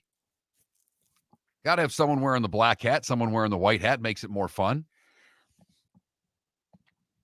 So just throwing out, so, we all have deadlines like July 15th was the deadline. If you're franchise tagged, you have to work out a contract extension by July 15th in the NFL, or else you got to play this year on the tag, and the Bengals and T. Higgins couldn't work anything out. So there you have it. August 15th is apparently the deadline in which if you're going to leave the ACC, you need to let them know by August 15th. Hey, Greg Swaim said one other thing, which I found interesting, in which he said, listen, I know a lot of you don't believe me, but the whole fact that Florida State's not, doesn't have that, what is it, AAU accreditation? Right. It's an issue with the Big Ten. And you and I don't believe it. You and I think that Fox doesn't care about that sort of thing, and that's who's calling the shots. And besides, Nebraska had it, lost it. I don't think they have it as of today. They're not kicked out of the Big Ten. So, and Florida State is regarded as the top 50 university in the country, and they could, they're trying to get that accreditation, and they're not far from it. And, so this could be, you could work around this. Does anybody really think that that's going to keep a team in or out of a conference in this day and age? No. 20 years ago, it would have kept a team out of the conference, out of the Big Ten. There's not a doubt in my mind. But at 20 years ago, Fox wasn't running the Big Ten. Right. And Greg Swaim did point out, though, he said, there's no doubt the Big Ten would love to get into Florida. Yeah, they'd love that. But he said, there is a school that fits the criteria of, being an AAU accredited university and has been in a power conference before and could be again if you want. And he just said South Florida.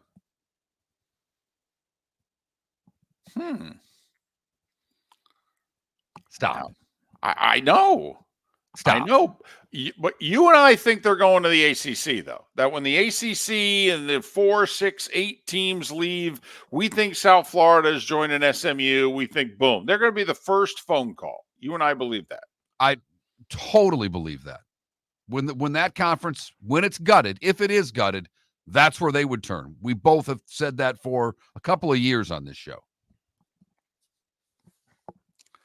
And even if it's only two schools that leave, Florida State and Clemson, we think that the first phone call is going to South Florida to replace one of them. But so just keep that in mind over the next 4 weeks, because that would be 4 weeks today is the deadline. If you're going to get up and leave the ACC after this coming sports year, you have to let them know by August 15th of this year. And then, as you know, Andrew Brandt likes to say, and then there will be lawyers. Because right now the buyout fee is $500 million. That's all. No big deal or anything. Well, and the other thing that's happened here on that front is the ACC is going to have to disclose to the Florida Attorney General the secretive media rights contracts. Yep. Which is why there are those that believe that the ACC is going to make a deal. Because they don't want that getting out. Right. That's proprietary info? Yes. That's what they're arguing, and they lost that argument. At least they lost it in Leon County Court, which is Tallahassee in Florida. So, here we go. This is where we are. Lawsuits are moving forward. And we mentioned it an hour ago. There's the potential for a major NBA lawsuit because the NBA has finalized their new media deal. 11 years, $76 billion. By the way, did you see that about $2.2 billion of it is earmarked for the WNBA? That's the way it was reported. 6 times what they were getting previously for the WNBA. 6 times. Now, their TV deal right now is very splintered. You got some games on ESPN. You got some games on CBS Sports Network, Ion TV. I mean, there's like 6 different outlets that are televising the WNBA. In theory, this all gets streamlined to the same 3 outlets, if you will, that would be televising the NBA. ESPN, ABC, NBC, Peacock, and then Amazon. Turner has the right to match any one of those packages. And the word is they're going to try to match Amazon's. Only the NBA is arguing, your streaming capabilities are not theirs, so it's not a true match. So you would actually have to give us more money. And Turner's like, no, a match is a match is a match. This is about money. We're going to match their offer. So that could end up in court also. And I got to be honest, how does that get rectified before the season starts? Well, we've got one more year of the current deal, right? True. But I could argue. No. You could say the same thing. How's it going to get done?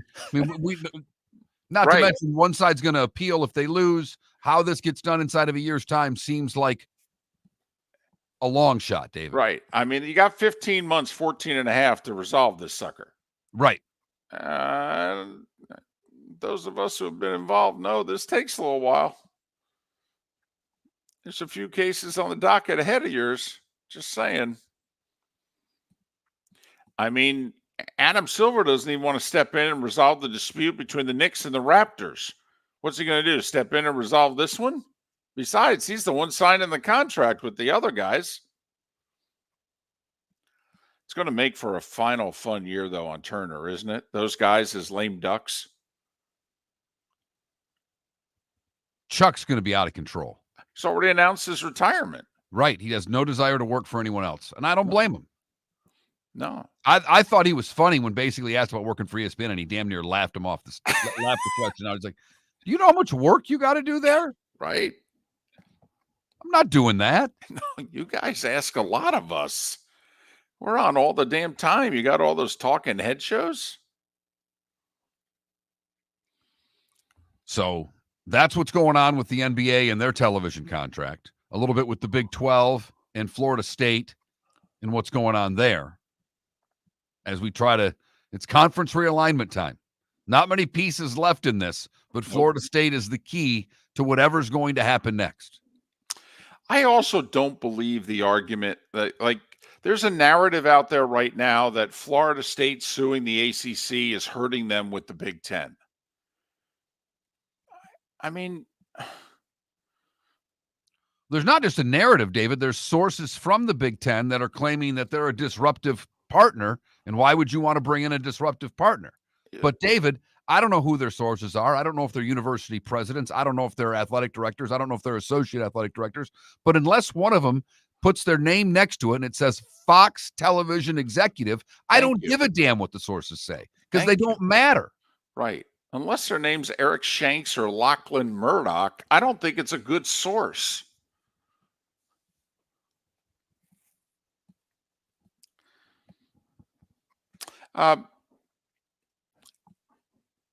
Belichick's been in the news lately, and he just signed on to do another media deal, which is rich. I mean, come on. This is rich, right? Well, is it Andrew Perloff? Yeah, Perloff. Perloff. Used to be on the Dan Patrick Show. Now is doing mornings in New York, I believe. Yeah, I think CBS. Is it CBS Radio? Yeah, Okay. yeah, nationally, him and Maggie Gray. Yeah. He penned an article basically saying, don't hire Bill Belichick. He treated the media like crap for 2 decades, and now we let him jump right in and have any media job that he wants. Yeah, but Urban was the same way. I mean, Urban was a jerk to deal with. Urban lied all the time. No, he yelled at media. He was the same way. Didn't he? He's the one famously yelled at the reporter for not having the right color shirt on. When he was at Ohio State, right? Somebody showed up and they had Florida. I thought it was at Ohio State where a member of the media had the color blue on. Okay, yeah, I think you're right. Showed up in practice and they literally brought out new clothing and said, you need to put this on. You couldn't stand on the sidelines wearing something blue. I mean, what are we, 9? He yelled at the Orlando writer, I believe it was. It might have been I thought for some reason it was Jeff Darlington, but he yelled at a fairly prominent state of Florida sports writer who was on the sidelines not talking to anyone associated with the University of Florida also. And Urban came over and verbally berated him. So, yeah, I mean, Urban was a jerk to the media, but he was good television. Still is. Not as good as he was, but still is. And Urban was better with the national media than I think Bill. Bill was the same to everybody. He was good in private, though. Like, if you did a production meeting with Bill, Bill was good in private. He wasn't like he is now with as forthcoming and, but Bill was fine in private. Bill tell you a lot of stuff off the record. And I think the other thing, when you go back and what is it that, those Giants documentaries where they did that football, Bill was great on some of those football lives and some of the other things that he participated with the top 100 players or whatever it was. I just think going forward, I don't think Bill, if he coaches again, if you're interviewing him, don't you have to say to him, listen, you can't go back publicly to how you were with the Patriots. That was just a New England thing, dynasty, whatever. Fine. But now that you've come out and you've shown us your personality, I need to see that. Even if you're not going to be forthcoming with information, you can't be as dour. You can't be a jerk, if you know what I mean, Bill. You got to be nice about it. Can he do it? Well, but if I'm the owner, he has to. You say, I'm not hiring Bill Belichick from New England, if you know what I mean. I'm hiring now. We want Manning cast Bill Belichick is what you're telling me? Or whatever Pat that is. McAfee, or, well, yeah, inside the NFL on the CW. Yeah, come on. You got to be likable, personable. You're the face of this organization. That's who I'm hiring, man. And if you can't do it, I'm telling you, if you go back up there and we're on to Cincinnati, I'm on to another coach. John Harris is next. Visit Jason and Todd at the Diamond District. The gift of a natural diamond began its journey 3 billion years ago. Far before it met you, its home is over 100 miles deep within the earth. A natural diamond is the oldest artifact you will ever touch, and each is one of a kind, much like what it symbolizes in your life. Jason and Todd at the Diamond District would like to meet you personally and share their love of natural diamonds and the positive impact of purchasing a natural diamond. Did you know that your natural diamond helps support the livelihood of millions of people worldwide and that it saves animals from extinction? We promise that in our vault sits the largest selection of GIA certified natural diamonds at the most competitive prices in the world. We won't need to make calls to find you one. Jason and Todd truly care about you, their community, and the communities worldwide whose healthcare, education, and critical infrastructure benefit from natural diamonds. Jason and Todd look forward to shaking your hand and welcoming you to their Diamond District family. At the Diamond District.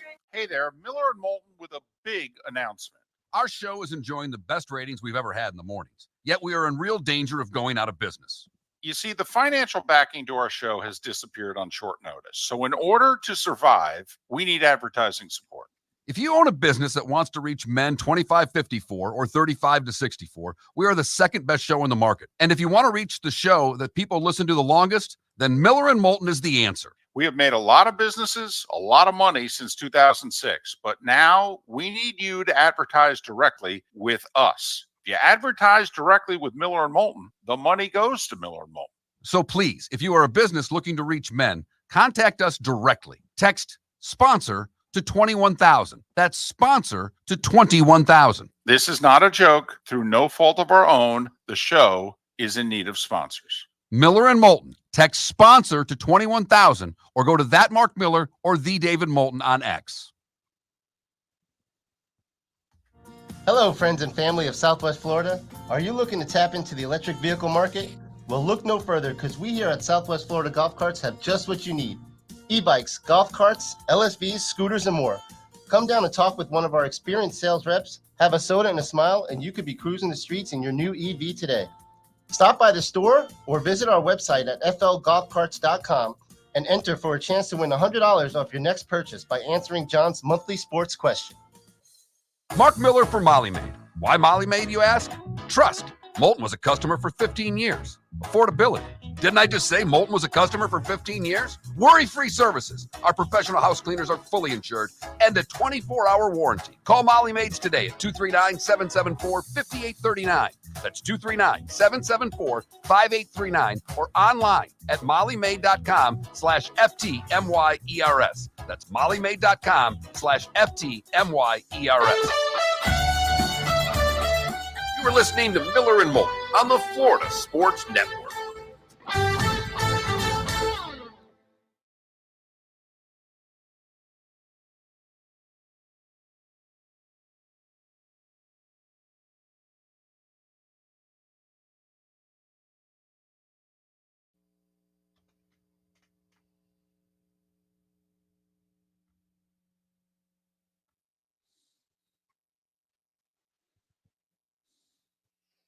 No, it wasn't Bianchi. T. Haynes. I know that for a fact. No.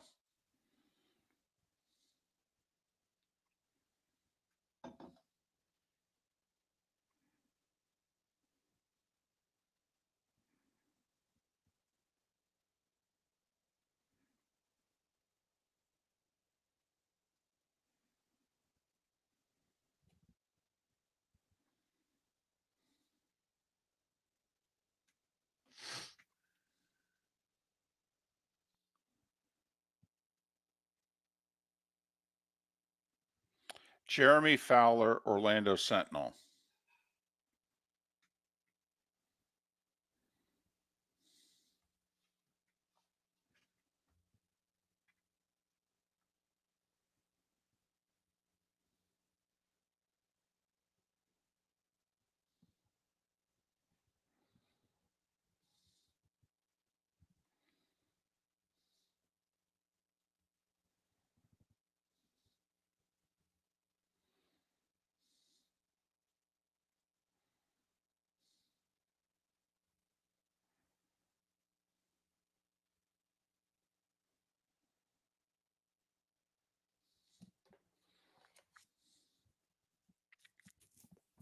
Well, I contend Bill's not leaving the Northeast. I mean, if you think about the last 40 years, Bill Belichick, he's been a coordinator or a head coach in New York, Cleveland, and New England. McDaniel has a bad year. Belichick is brought in and breaks Shula's record as the Miami Dolphins head coach. Man, that would be unpopular. Unless, of course, he won playoff games. Thank you. They wouldn't care. Thank you. All right, I'm calling John.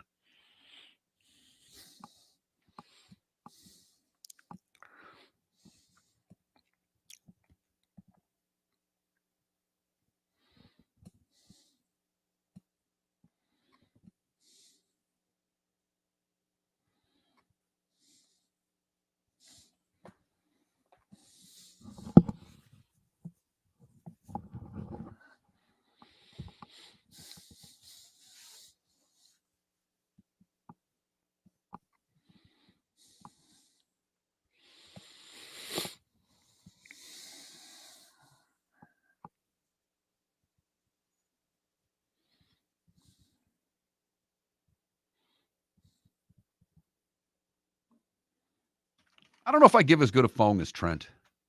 I try. Man, he was really happy on the phone.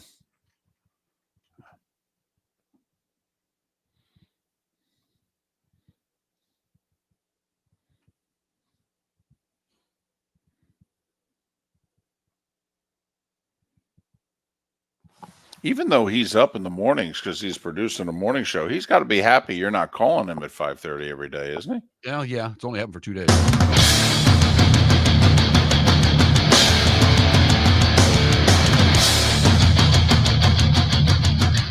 You are listening to Miller and Moulton, exclusively on the Florida Sports Network. And now here's Mark Miller and David Moulton. Just past the midway point on this Thursday.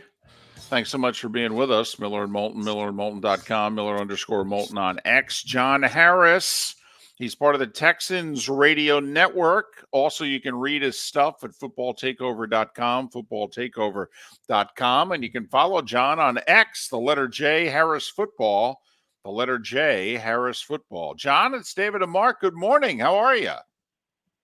Oh, it's a great morning, guys. I am in the building, about ready to walk over Kirby Drive to walk over to the practice fields here and do our radio show starting at 8. Practice starts at 9, and football is back, and the offseason is over. And in Houston, now those are good words because people are very excited to see this football team and finally get it going. All right, last year, completely unexpected what the Texans did. Now expectations. When you look at this roster from a year ago at this point, how much better is it than it was last year at this time? It's the best roster I've seen here, guys. I don't know that I remember seeing a roster that's been at this level. Our 2011 team, 2012 team had numerous Pro Bowlers, and Matt Schaub was a really, he's a solid quarterback. Nothing like what we have now, C.J. Stroud. Now, like you said, expectations, man, that's the toughest opponent on the schedule for a lot of teams, and I think it could be that for the Texans, even though the schedule's pretty tough. We replaced Arizona, Denver, and the Jets with Kansas City, Baltimore, and Dallas. So, those are the 3 crossover games that we've got, not to mention we play the AFC East, and then we match up with what I think could be the best division of football, the NFC North.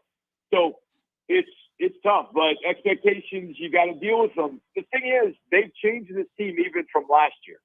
I just was writing up about our secondary. Our secondary has 10 guys that are different from the beginning of last year. So they've revamped the secondary. They've made changes at linebacker. The defensive interior is completely different. Defense has gone over, a makeover. And then, of course, everybody's like, well, you got Stephon Diggs too. So you add him into the mix with Joe Mixon. So it's a team that knew it was going to have to deal with expectation. But it's like it went out and said, okay, we're going to deal with expectation, but we're going to bring a little bit more to the fight.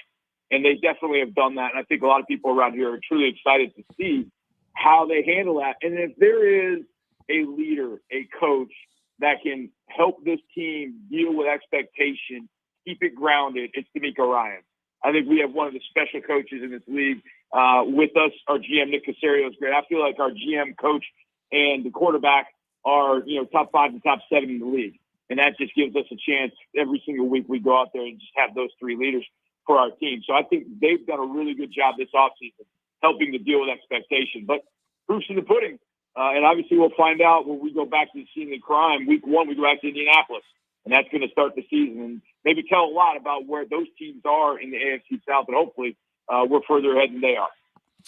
John, last year in the playoffs, obviously everything went right against Cleveland.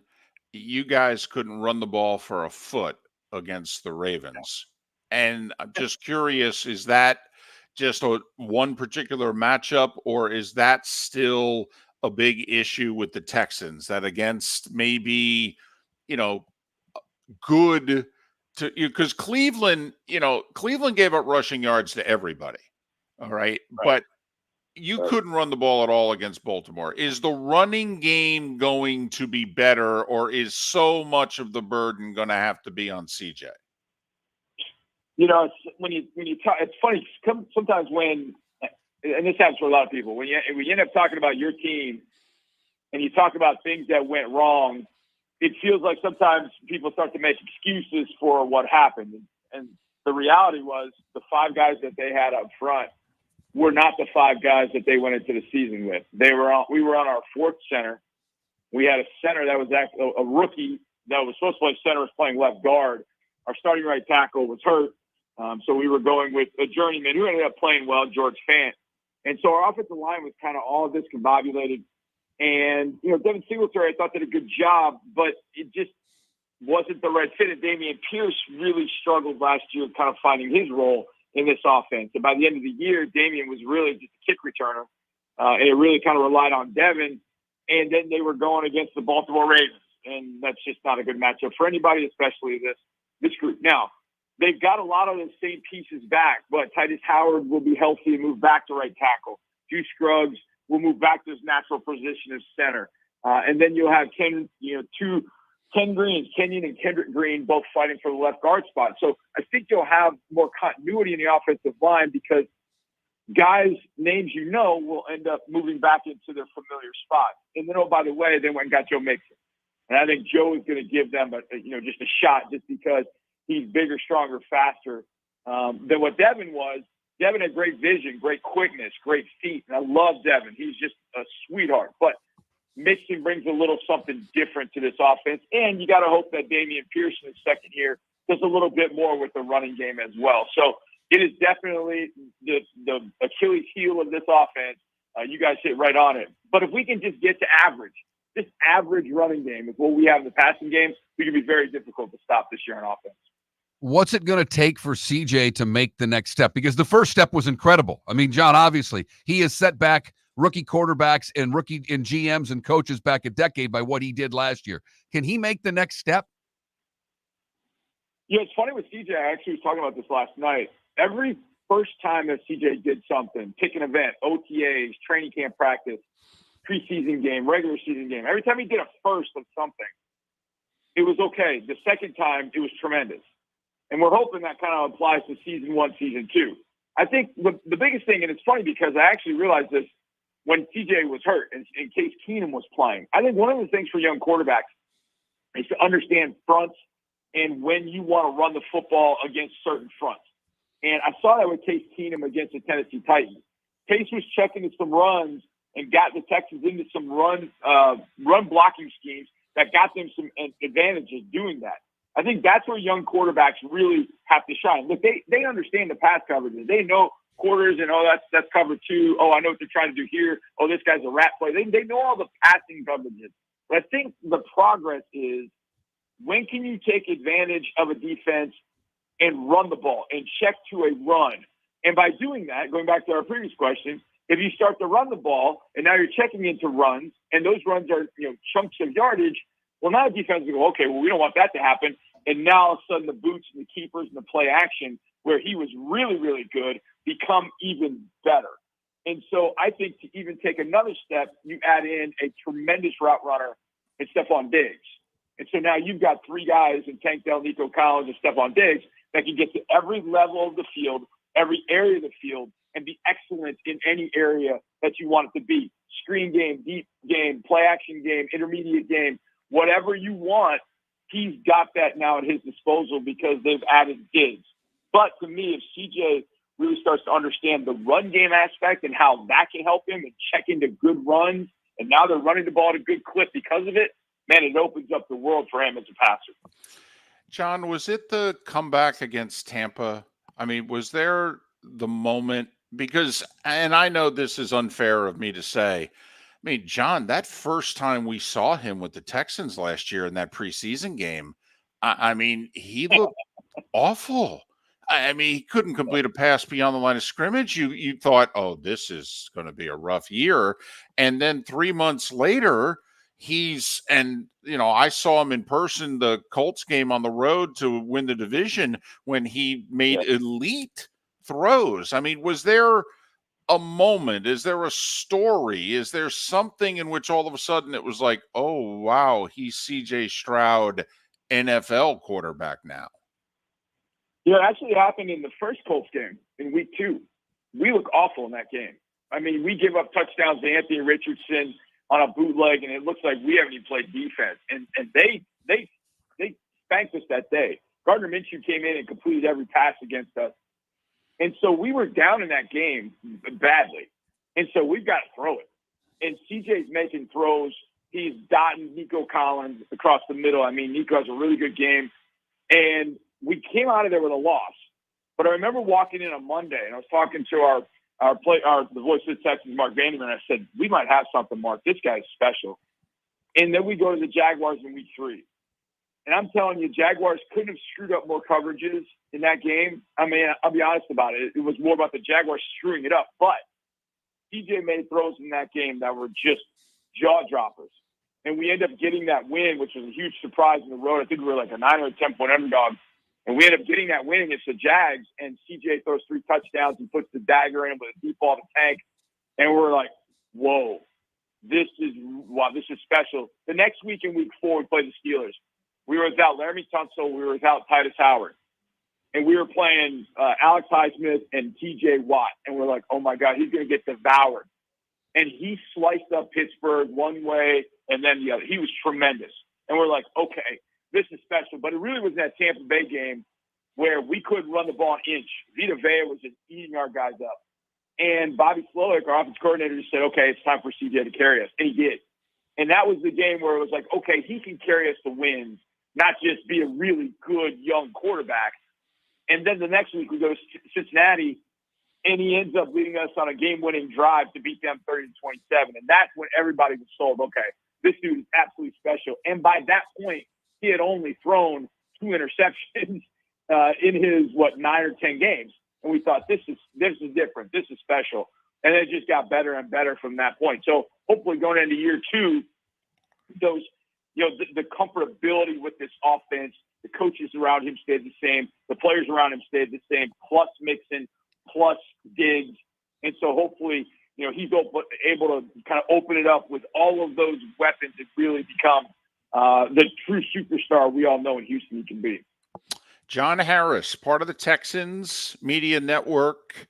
He's also part of footballtakeover.com, and follow John on X, the letter J, Harris Football, letter J, Harris Football. John, all the best to you and the family. I know you guys have gone through a lot in Houston weather-wise the last couple of weeks. Hope everyone is well, and maybe we can catch up early in the season. Absolutely, boys. It's great to talk to you, and have a great football season. I appreciate that. Yeah, Mother Nature has not been kind to us the last couple of months, so hopefully it'll calm down and we can have a quiet season and get through it. John Harris, kind enough to join us once again here on Miller and Moulton. And Mark, how much did John Harris sound like someone covering the Jaguars a year ago at this time? 100%. And I do think the early thing that he pointed out, Sal Palantonio on the show yesterday talked about schedule. Look at the teams they're playing. They're playing the NFC North. They've got to play Baltimore and Kansas City. It is going to be a more difficult schedule for Houston to try to repeat what they did a year ago. So NFC North crossover in the NFC. And as he mentioned, Chiefs, Ravens, Cowboys, 3 much tougher crossovers from who they scheduled a year ago when they won 10 games. Miller and Moulton. Visit Jason and Todd at the Diamond District. Hi, I'm Jason. And I'm Todd with the Diamond District. I believe in complete transparency. If you're shopping for diamonds in Naples, you're paying too much. If you're shopping in the Cape or Fort Myers, you also won't see the selection you deserve to have. If you're online, there's no human connection, and you won't know if your diamond is beautiful or not until it shows up in the mail. Just because it's GIA certified doesn't mean it's brilliant. There's so much more to a diamond than its cut, color, and clarity that makes it beautiful. Visit us at the Diamond District for a non-commissioned and educational presentation and quit paying more in Naples or buying blind from the internet. The Diamond District has the rarest diamonds from half carat to 10 carats. You won't find a bigger selection or better value. And you won't find a better buying experience. Jason and I are in the store nearly every day, and we look forward to shaking your hand and welcoming you to our Diamond District family. At the Diamond District. Hey there, Miller and Moulton with a big announcement. Our show is enjoying the best ratings we've ever had in the mornings, yet we are in real danger of going out of business. You see, the financial backing to our show has disappeared on short notice. So in order to survive, we need advertising support. If you own a business that wants to reach men 25-54 or 35-64, we are the second best show in the market. And if you want to reach the show that people listen to the longest, then Miller and Moulton is the answer. We have made a lot of businesses, a lot of money since 2006, but now we need you to advertise directly with us. If you advertise directly with Miller and Moulton, the money goes to Miller and Moulton. So please, if you are a business looking to reach men, contact us directly. Text sponsor to 21,000. That's sponsor to 21,000. This is not a joke. Through no fault of our own, the show is in need of sponsors. Miller and Moulton. Text sponsor to 21,000 or go to that Mark Miller or the David Moulton on X. You are listening to Miller and Moulton on the Florida Sports Network.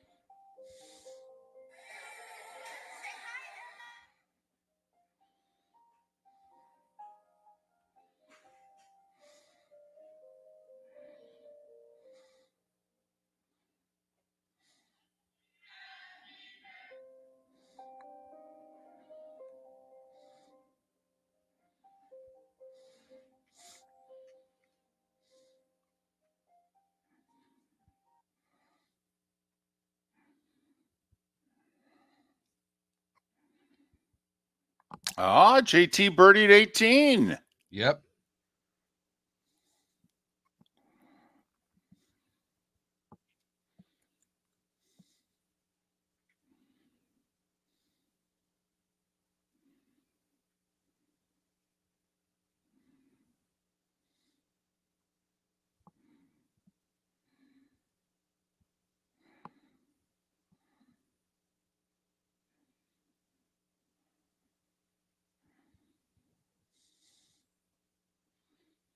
Seven birdies for JT today.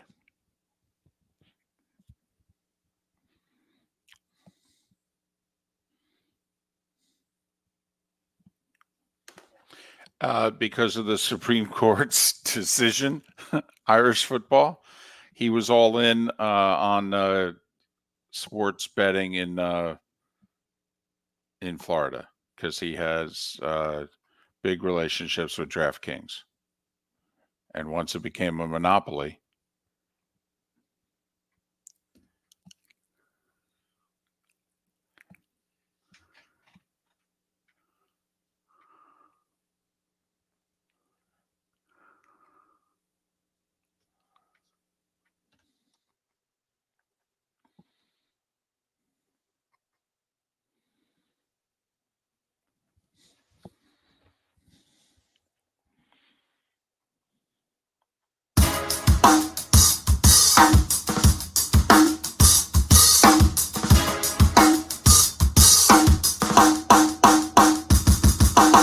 Welcome back to Miller and Moulton, only on the Florida Sports Network.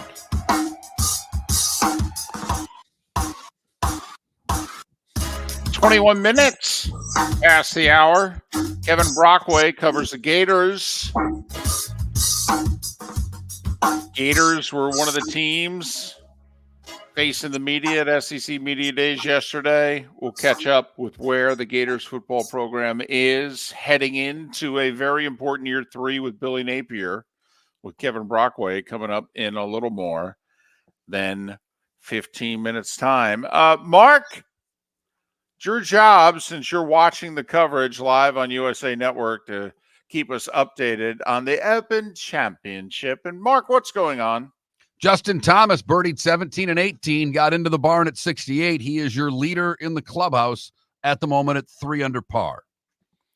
He got to 4 under and then went double, and then followed it up with a bogey. But, and then birdied 17 and 18. So JT with a 68.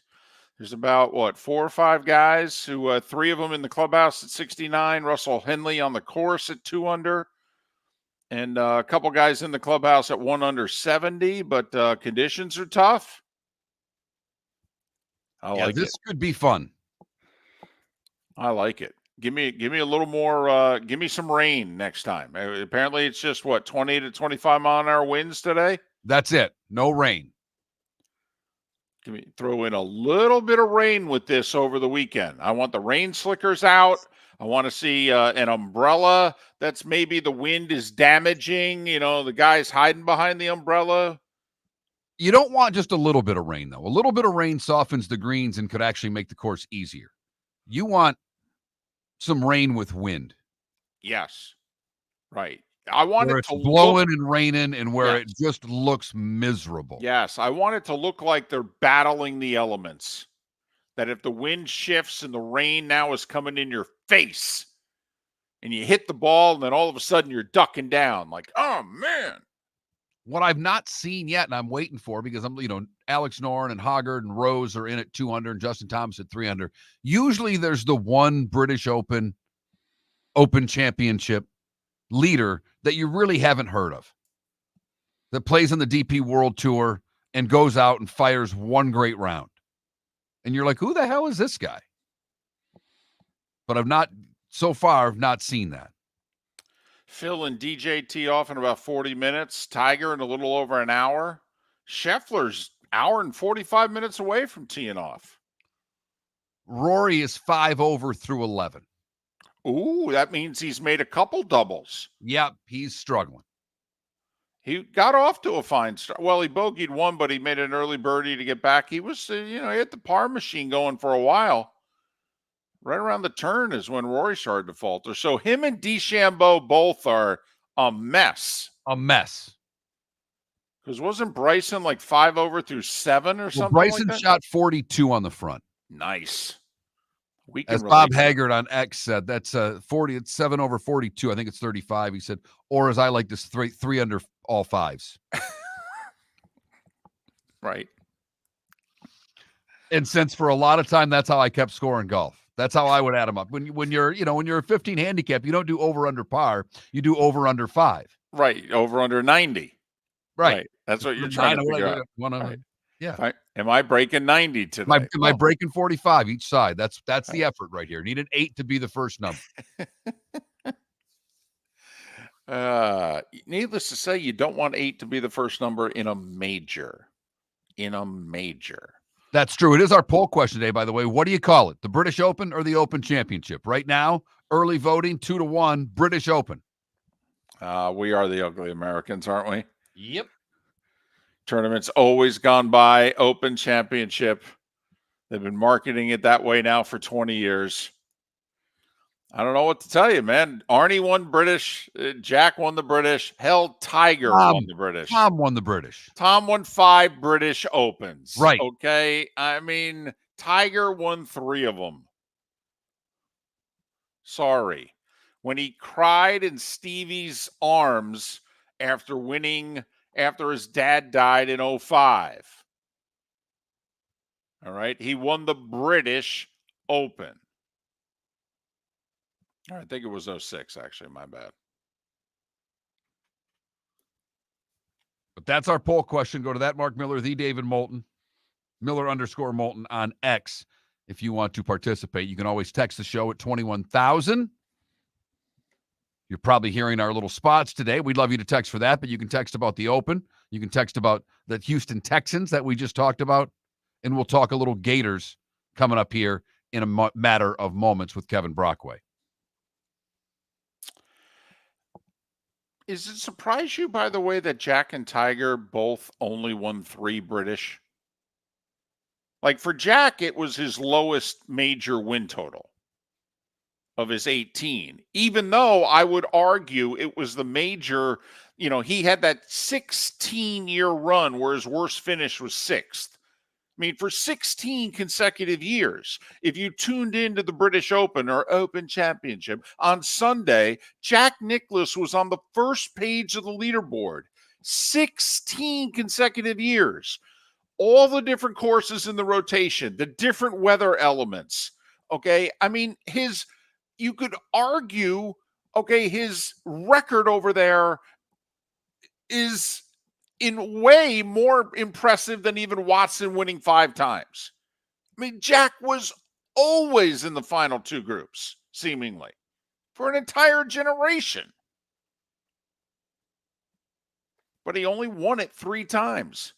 That's funny. Only 3 times. Only 3 times. He only won.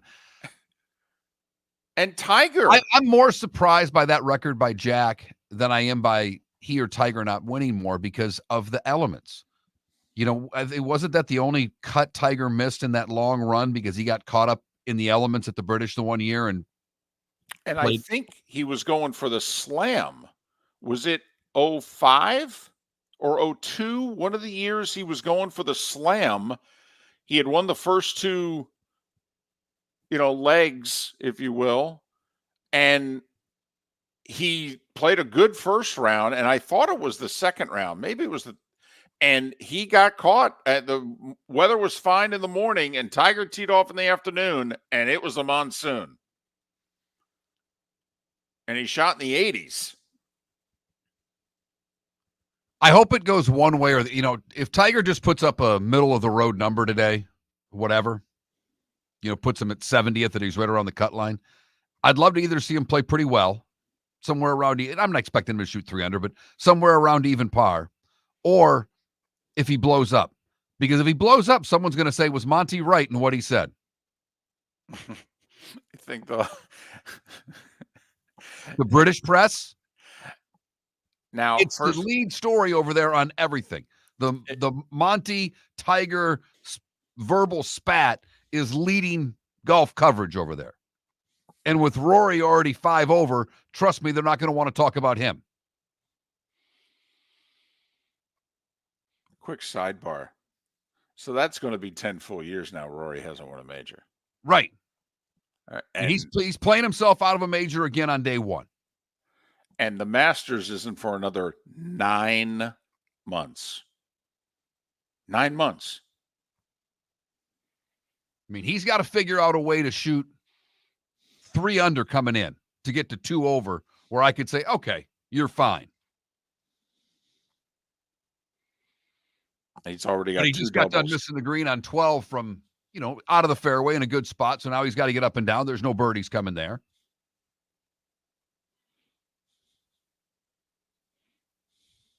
Nine more months. And he's then going to head to Augusta, which is the one major that he still needs to win in order to have the career Grand Slam. And he'll be 35 next year, won't he?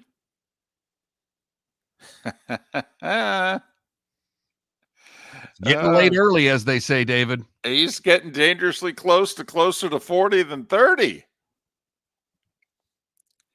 Miller and Moulton. Kevin Brockway. Let's talk a little Gators at SEC Media Days next. Mark Miller for Molly Maid. Why Molly Maid, you ask? Trust. Moulton was a customer for 15 years. Affordability. Didn't I just say Moulton was a customer for 15 years? Worry-free services. Our professional house cleaners are fully insured and a 24-hour warranty. Call Molly Maids today at 239-774-5839. That's 239-774-5839 or online at mollymaid.com/FTMYERS. That's mollymaid.com/FTMYERS. The law firm of Michael F. Hornung has successfully represented the citizens of Southwest Florida for over 30 years. As a former prosecutor, the information I know is information you need to know. If you've been arrested for a DUI, a criminal matter, or involved in an auto accident, call the law firm of Michael F. Hornung. I'm a local attorney with local knowledge to assist you through the process. For a free consultation, call 239-437-0095. That's 239-437-0095. Offices in Fort Myers. Hey there, Miller and Moulton with a big announcement. Our show is enjoying the best ratings we've ever had in the mornings, yet we are in real danger of going out of business. You see, the financial backing to our show has disappeared on short notice. So in order to survive, we need advertising support.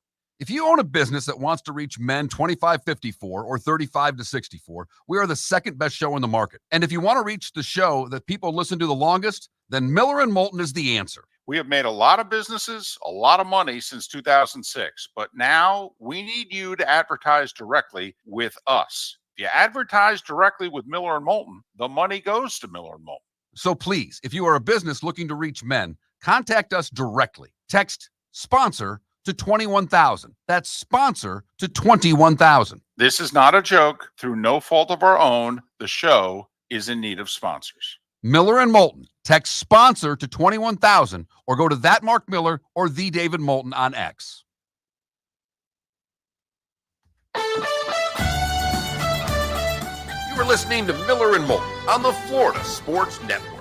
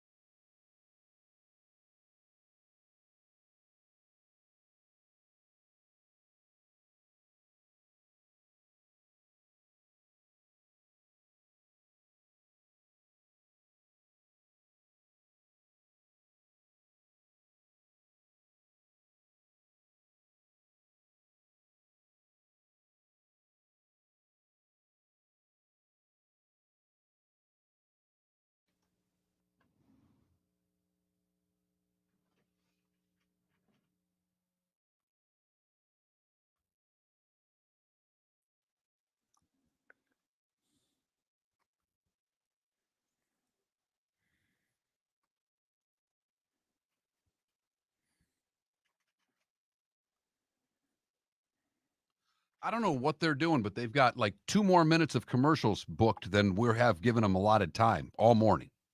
Yeah, well, AJ threatened he was going to do that. Well, they're not getting played. I mean, their promos I've been cutting out, but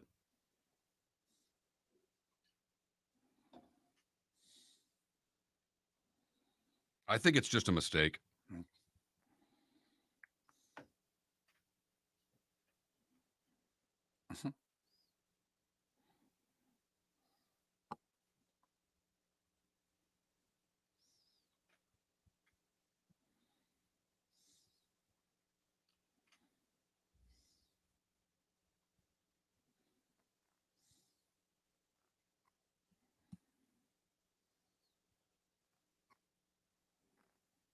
Did you see Rory's tee shot on,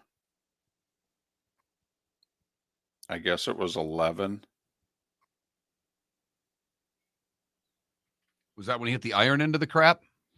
Well, I'm just looking at it here. So apparently there's the fairway. Then there's on the right, the rough. Then there's a 2-lane road. Then there's more rough. Then there's a walkway. And then Rory's ball is on the other side of the walkway. Huh.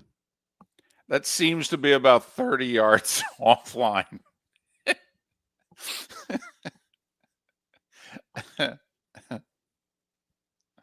I hate when that happens.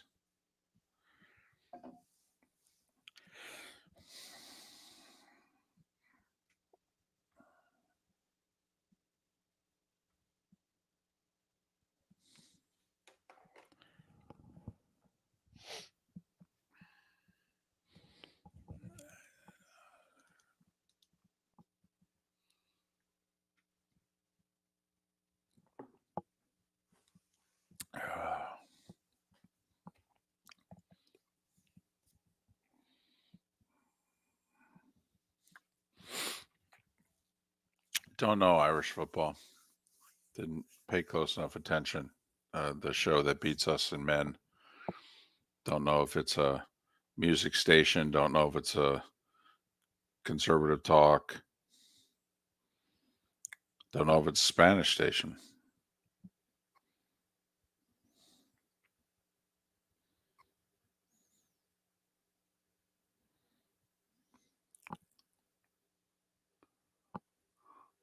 Thank you, Sonny.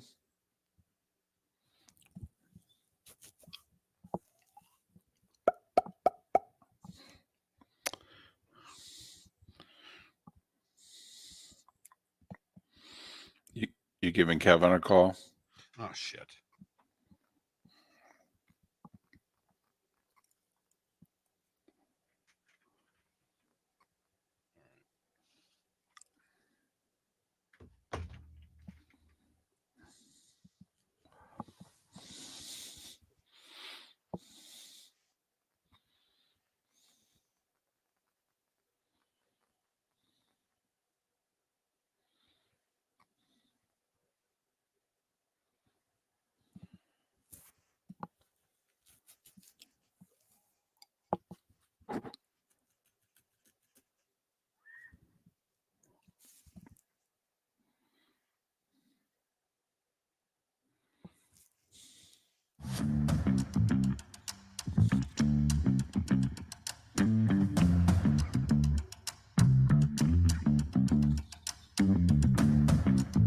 You're listening to Miller and Moulton, only on the Florida Sports Network.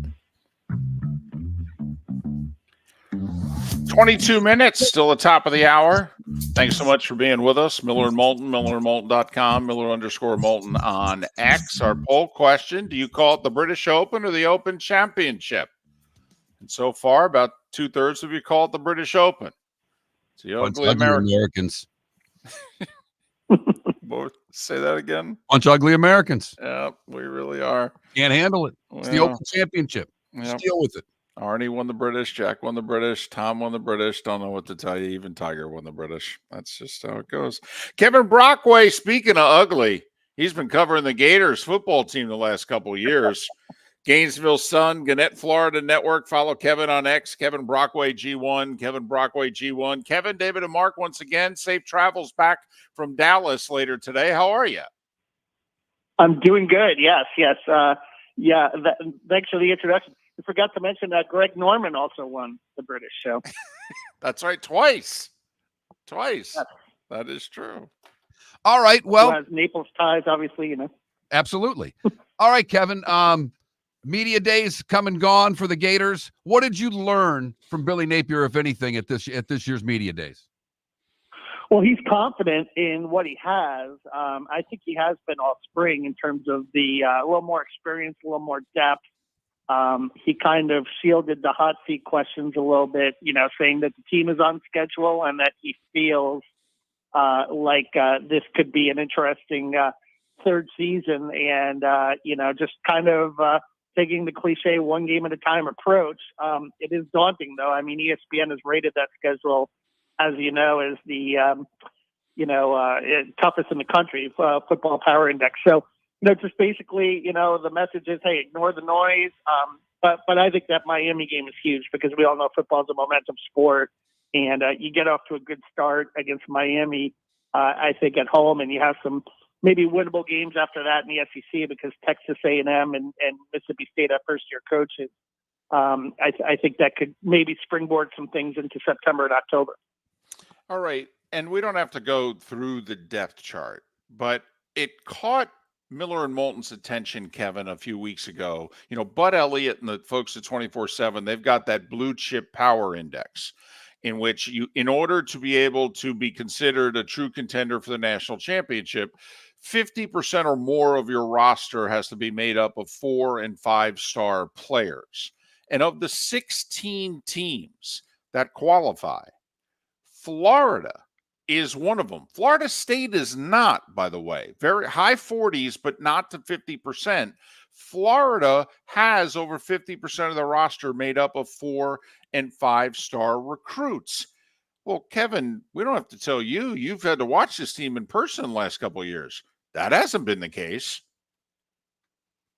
Yeah, well, David, I think to counter that point, it's probably been a lot more 4-stars and 5-stars, as to oppose the fact that Georgia has a lot more, has more 5-stars, and that's one of your chief rivals. And then number two, a lot of those 4- and 5-stars are young. So I think that, it has, some degree of relevance, but this was still an inexperienced football team the first 2 years. Maybe the first year when Billy Napier took it over, there was a little bit more holdover and experience than there was last year. But last year he went really young, and I think the results showed. And it still was a team that wasn't physically mature at times, didn't tackle very well at times. You look at games against LSU and Jaden Daniels running all over the yard as an example, and even Arkansas with KJ Jefferson and what he did in upsetting the Gators at the Swamp. I think things like that.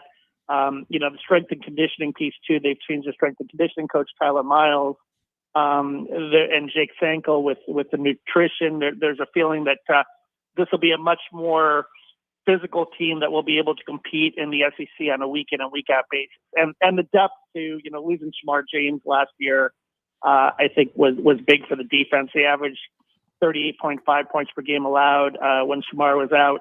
During that losing streak, and that was not a coincidence. I mean, he was their best defensive player and their most sure tackler. They lose Etienne. He transfers to Georgia, but how is the running back room? Because Mertz's numbers were fine. I mean, good last year. His completion percentage was great. His touchdown interception ratio was exceptional. Are they going to be able to run the ball effectively this year? Yeah, it's amazing. Lindy's magazine, and I did the preview for him this year. And they put together their all-SEC team. The top 2 running backs, Montrell Johnson from Florida and Trevor Etienne from Georgia. So imagine if Florida had both. Right. That would have been nice, right? But that being said, when you look at the spring game and what Jaden Baugh did as a true freshman, and you watch how he runs at 239 pounds, I mean, this is a pretty, impressive looking kid. Now, it was just a spring game.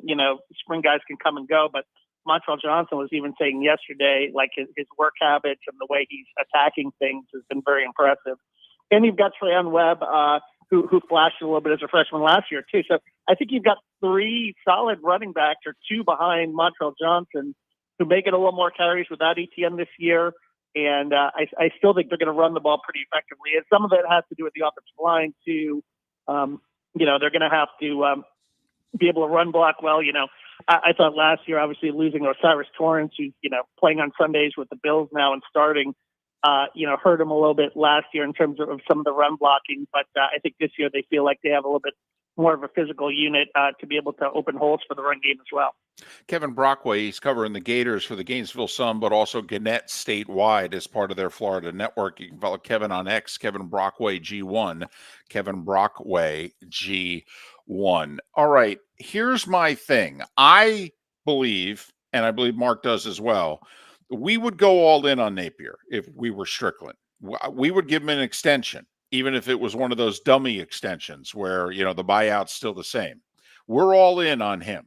Okay. However, Kevin, he was billed as this great organizer, gave the impression that he was going to do the little things.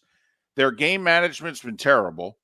Their special teams mistakes, and his not willing to even hire a full-time special teams coach. I mean, is there any indication? He's come across to me, Kevin, as a guy with too much on his plate during the game. Is Florida going to get better at managing games and at least getting 11 guys on the field for kicks? Yeah, I agree, David. And I think, there may be a little bit of a stubbornness there from him with regards to that and, a loyalty to certain coaches. But I do think, what's interesting and fascinating is over the offseason, they just approved the rule that analysts can coach on the field now. So Chris Couch and Joe Houston, who they added from the New England Patriots, will be allowed to do on-field coaching now, which I think will immeasurably help the special teams because before it was kind of a communication thing down to the assistants.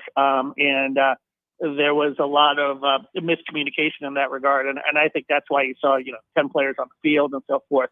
Their kicking game isn't that bad. I mean, Crawshaw is one of the best punters in the SEC. Trace Mack, a pretty good field goal kicker, notwithstanding the miss in the Arkansas game. But yeah, that cost them 20 people running on the field. If that's a 36-yard field goal, Smack probably makes it as opposed to a 41-yarder. So that's how critical special teams and those kind of details are. And Spurrier, made reference to it during the offseason, said the football needs to be a little more tidy. And I think Billy Napier knows that. And I think staff know that. And maybe this situation with the analysts being allowed on the field this year to coach directly will help them. Teams were able to run the ball on the Gators last year. What's going to be different this year, Kevin? Yeah, I think a little more physicality and depth at linebacker. This kid Grayson Puff Howard, the transfer from South Carolina, he's a Jacksonville kid, was impressive in the spring. Aaron Childs comes in. Miles Graham, obviously the true freshman recruit, is a guy who, I think that had a little back surgery, unfortunately, so he couldn't, compete in the whole spring. But he'll be back in the fall, along with Aaron Childs. Those are two very promising freshman linebackers as well. Jaden Robinson, a kid from Lake City, is another guy in the linebacker room, and Derek Wingo is a veteran with experience. So I think they got a little more depth and physicality at the linebacker. Shamar James needs to stay healthy because he's one of the better linebackers in the league. And even up front with Cam Jackson inside, stuffing the run a little bit. Caleb Banks and Joey Slackman, a guy who was the Ivy League Defensive Player of the Year coming in from Penn. Is another guy that they're excited about his potential, both from a football standpoint and a leadership standpoint. So a little bit of more depth in the trenches, in the front seven, should be able to help in that regard. A little more physicality too, as I mentioned. Year stronger, playing some older guys, I think will help in that regard as well.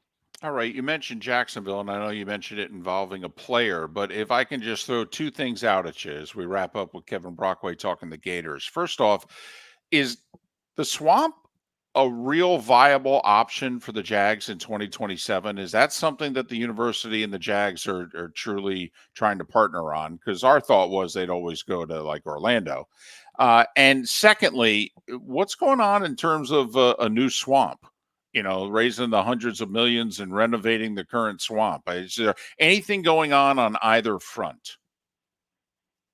Yeah, I think that there is a fundraising effort in place, to modernize the swamp, to make it a little better. I think there'll be more chairbacks, reduce capacity, which some fans are a little disappointed about. But I think that for the modern fan, I do believe that you don't want to be cramped in there like sardines. I don't know if it will take away the loudness of the atmosphere.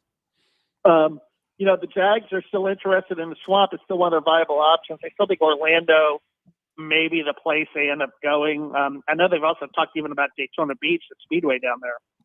But I think Orlando just might be the spot because it'll be easier for teams to travel into. And, I think it would create a little bit more of a logistical issue having the swamp and the Gators kind of going on at the same time in the fall. But would be a big boon for the Jacksonville economy to have the NFL for a couple of years. I know that would be helpful. And, I think the other aspect of that, David, also is the Florida-Georgia game, right? So we're hearing rumblings that, it could be Tampa and Atlanta for those 2 years when they're renovating Jacksonville, or Orlando and Atlanta.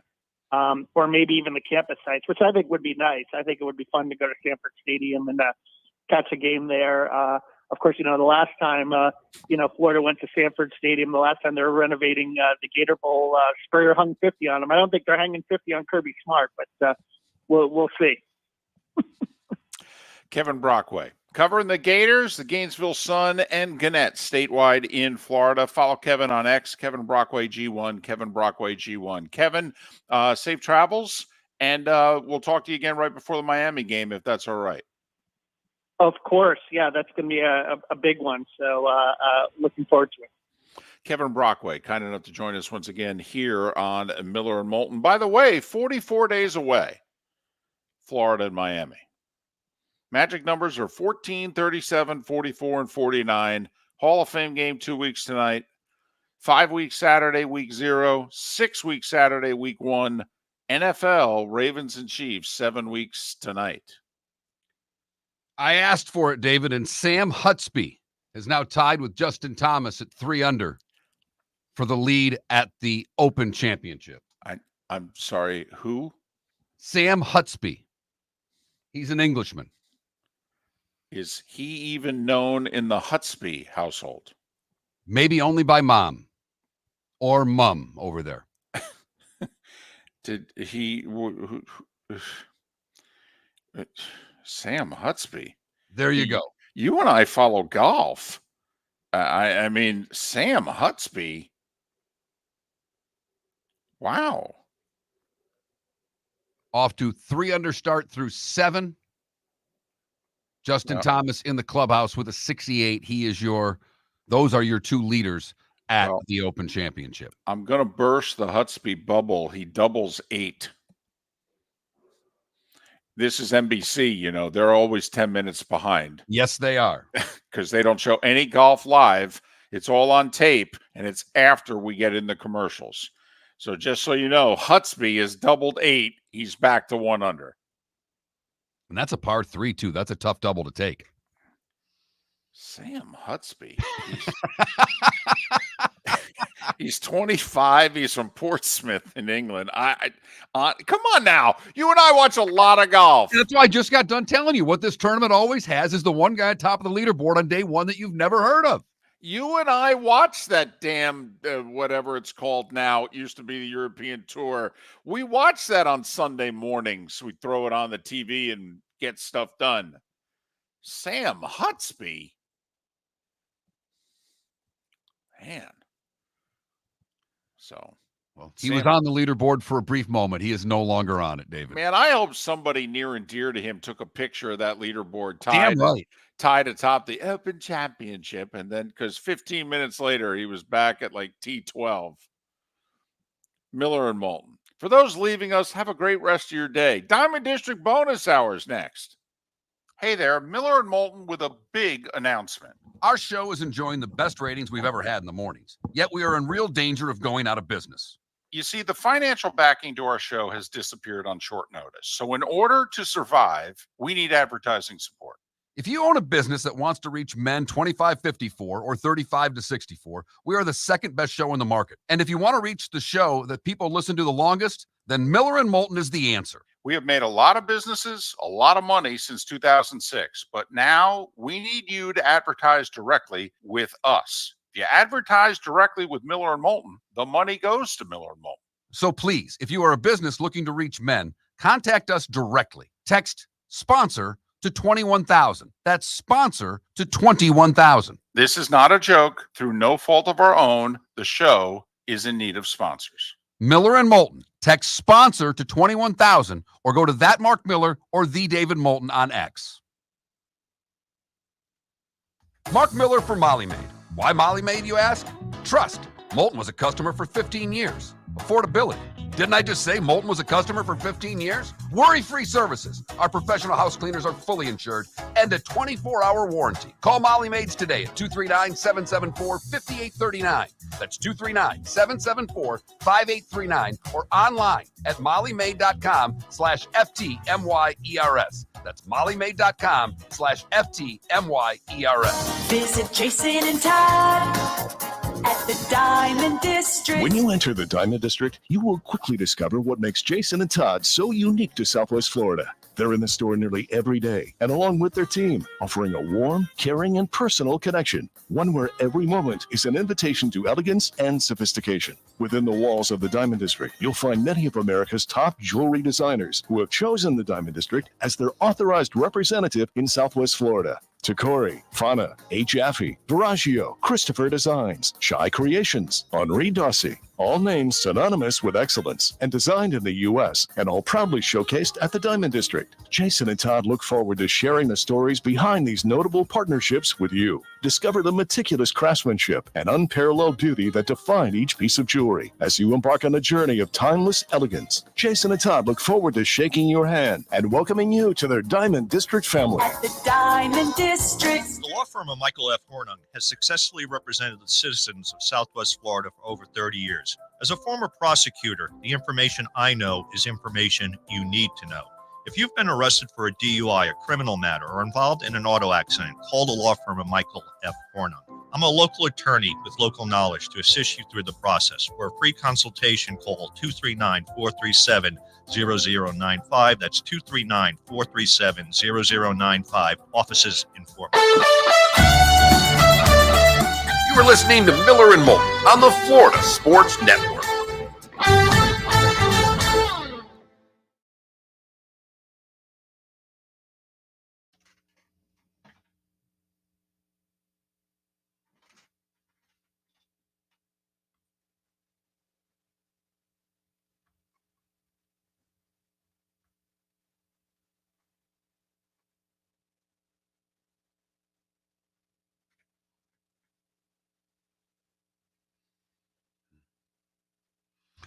If you're trying to reach women, then I wouldn't advertise with us, Irish football. That's just a fact.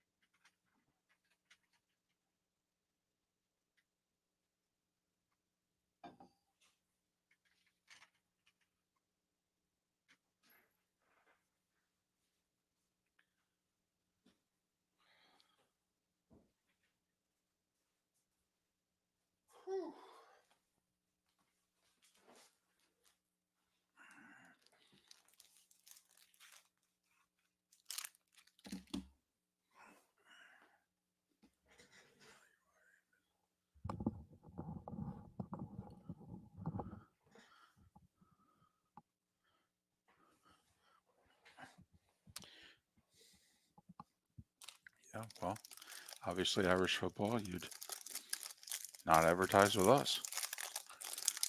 That's what I said. And we're honest. And to a fault.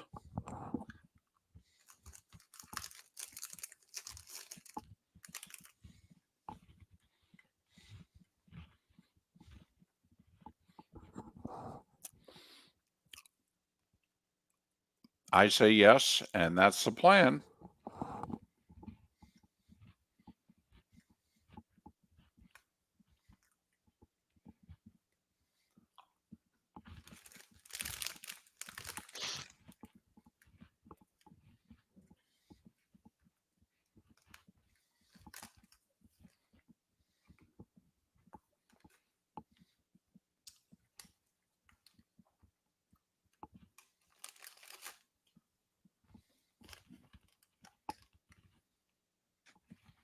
Irish, honestly, who cares?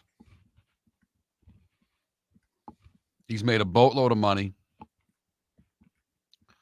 Somebody will pick him up. He'll be on.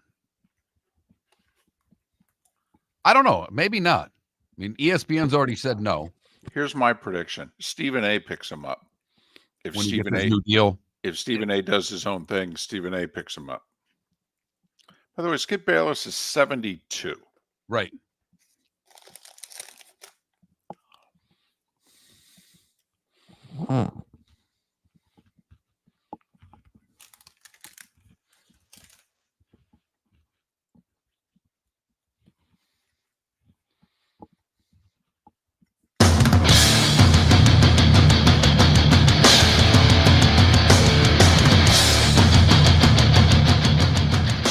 You are listening to Miller and Moulton, exclusively on the Florida Sports Network. And now here's Mark Miller and David Moulton. It is the Diamond District bonus hour for the 239 and the 904. Thanks so much for being with us. Miller and Moulton, millerandmoulton.com, Miller_Moulton on X. Got a little cracker that I tried to inhale there during the break. Got it caught stuck in my on you? throat. Yeah, sorry about that. Well, that's just a shot of water usually helps out with that because it'll dissolve that cracker. Yeah, I probably should, a few more fluids with my starches. Going with the harder foods this morning, going with the crackers. Usually, I mean, it is the tough part of doing this show with David. It's the only tough part because I love doing the show every morning. But David, and my commute's not long. Literally, it takes me 4 minutes to get to work. I'm not complaining about the commute. But what I don't have is the ability during the commercial break to walk to the refrigerator and grab something if I'm hungry. David has that, and Right. David uses that, Yes. and then plops down and eats. In front of Mark. And it's not really in front of me because we're not in the same room. But we're staring at each other through video, so it is in front of you. It is. And it probably comes across as taunting. If you were to put the food like up towards the camera and then eat it, that would be taunting, much the same as the NFL loves to call that rule. I mean, you're not really standing over me. Is this like the horns down? Okay, it depends on how you do it and when, whether or not it's a 15-yard penalty. And horns down's not a penalty this year. Not in the SEC, although I thought it can be if it's used in a taunting way. Like just running When's around. it not in a taunt? I mean, I'm sorry. When is horns down not to taunting? Okay. And I love horns down. I will just repeat what the head of SEC officiating said a couple days ago. That basically, if you're running around horns down, you did something good against Texas and you're doing horns down, not a problem. Horns down to your heart's content. You make a tackle and you stand over the player and you show them horns down, that's taunting.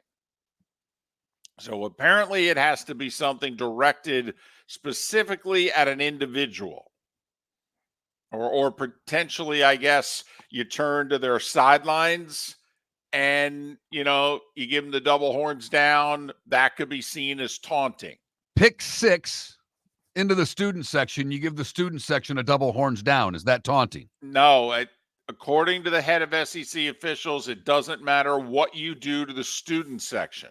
It has to be to the Texas players or coaches. All right. At least that's how I other negative hand gesture. And I know you can fly the bird at someone, but is there, I mean, I guess would that be, scoring, running it up against the Gators and start Gator chomping? Yeah. Yeah. Yeah. I guess. And I'm trying to think what else in the league would be a negative hand gesture. I mean, towards the team. I know everybody at home's having a little fun with that statement. Yes. So, but in all seriousness, you're an official, and say a linebacker from the Canes or the Knolls, because they're both going to play Florida this year. And for that matter, so will the Knights. And a linebacker then turns. It's near the sidelines. It's in between the numbers and the sideline. So he's pretty close. And he turns and looks at the Gator bench and gives it like a double Gator chomp. And then slits the throat. Son. Well, no. If he slits the throat, it's going to be 15 for taunting. So the double, he does the take the slit out. Double Gator chomp. Then, if you're an official, is that taunting? Now you know me. I'd never, ever throw a taunting flag. I wouldn't either. But if throwing the horns down at the Texas bench is taunting, then doing the Gator chomp as the opposition at the Gator bench would be taunting. There's no two ways about it. If one is, the other has to be, David. Yeah, I agree. I hate it. I don't quite know. I mean, we can go through the teams here. I mean, you got guys doing the U. Yeah, you could do that against Miami. Right. You could do the tomahawk chop, right? You could taunt the Knolls by looking at their sidelines and giving them the chop. Not a lot of other options, are there? No, there are not. So, but I literally, if I was an official, I would never, I would be Mr. Warning City. I really would. I would be grabbing players, walking them back to the huddle. I'd be then telling the player, you do it again, it's a penalty. I'd then go to the coach during the timeout and say, listen, you can't do that. Okay. I gave him a warning. I'm probably going to get grief that I didn't throw the flag, but tell your whole team, anybody else do a Gator chomp, I don't care, but no more. That's how I would handle that. I mean, it's college football, Mark. It's incredibly emotional sport. And not only that, they're less mature than, please, although they're more mature than the crowd. I mean, come on. What isn't? I mean, college fans. And I don't mean college kids. I mean college fans. College fans. Right. Never forget, guy that I worked with, grew up in the Northeast, had never been to a college football game. This is back when I was working with the Blades in the first couple of years. And the person who was the main guy in charge of building Hertz Arena took this guy to a Gator game. And he'd never been. And the guy who built the building at Hertz Arena was most calm, cool, collective human I've been around. Didn't have a temper at all. For what he did, his demeanor was great. And they're at the game, and all of a sudden, player for the opposition gets hurt.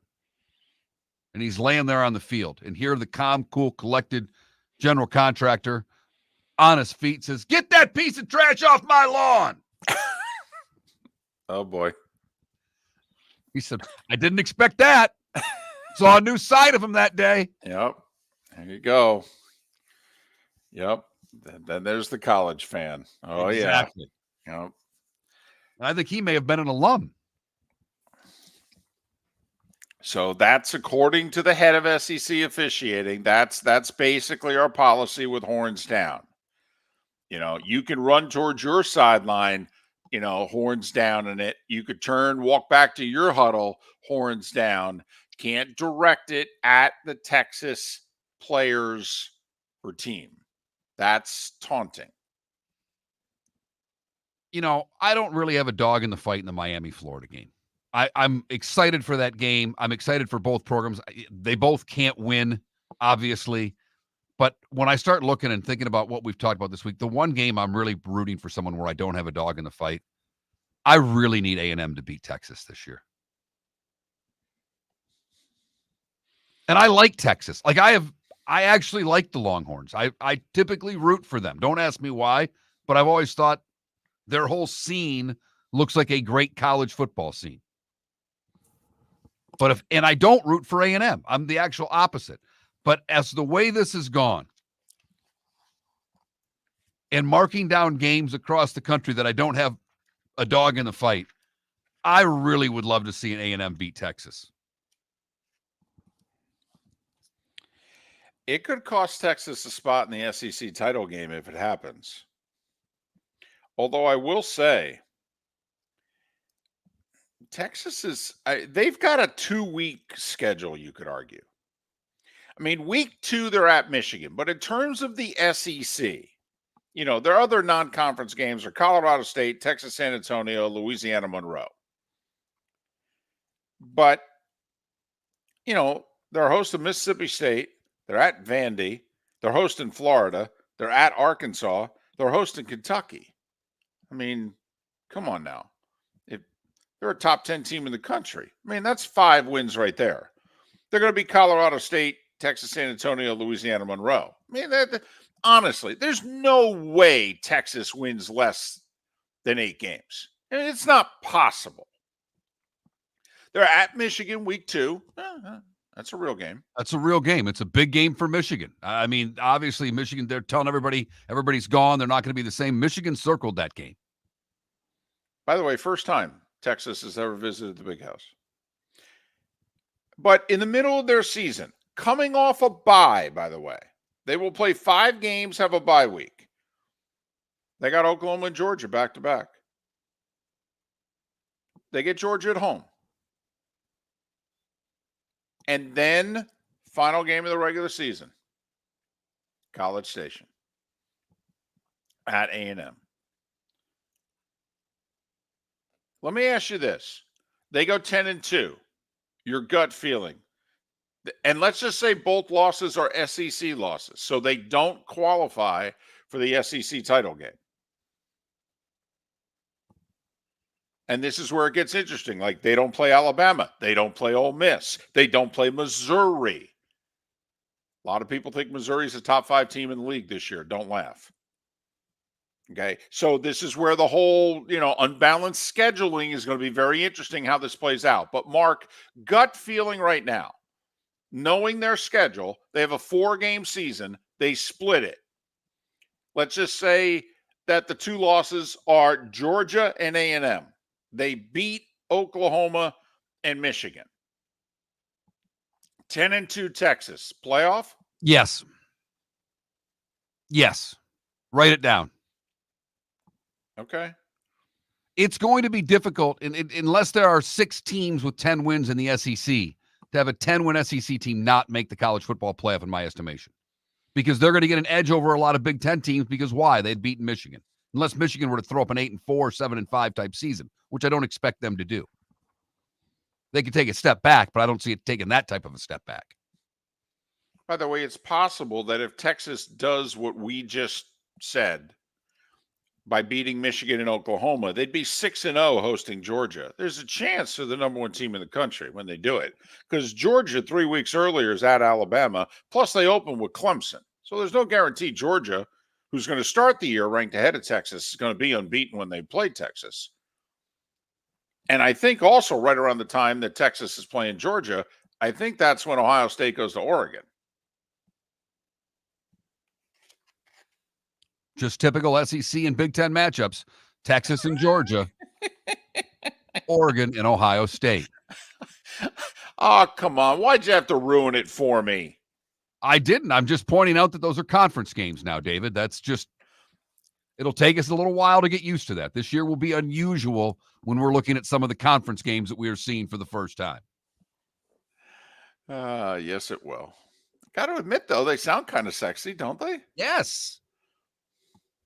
Miller and Moulton. Good, bad, and ugly. What's on tap today was the day when all that good stuff in 25 minutes. Hey there, Miller and Moulton with a big announcement. Our show is enjoying the best ratings we've ever had in the mornings, yet we are in real danger of going out of business. You see, the financial backing to our show has disappeared on short notice. So in order to survive, we need advertising support. If you own a business that wants to reach men 25-54 or 35-64, we are the second best show in the market. And if you want to reach the show that people listen to the longest, then Miller and Moulton is the answer. We have made a lot of businesses, a lot of money since 2006, but now we need you to advertise directly with us. If you advertise directly with Miller and Moulton, the money goes to Miller and Moulton.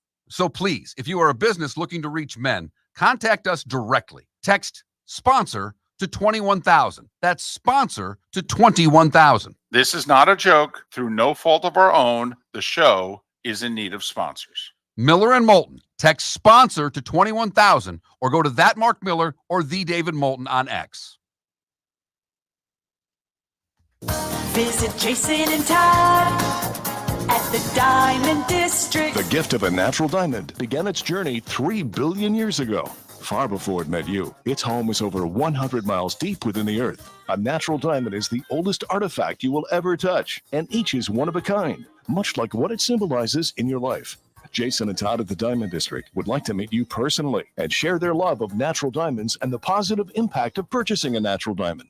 Did you know that your natural diamond helps support the livelihood of millions of people worldwide and that it saves animals from extinction? We promise that in our vault sits the largest selection of GIA certified natural diamonds at the most competitive prices in the world. We won't need to make calls to find you one. Jason and Todd truly care about you, their community, and the communities worldwide whose healthcare, education, and critical infrastructure benefit from natural diamonds. Jason and Todd look forward to shaking your hand and welcoming you to their Diamond District family. At the Diamond District. You are listening to Miller and Moulton on the Florida Sports Network.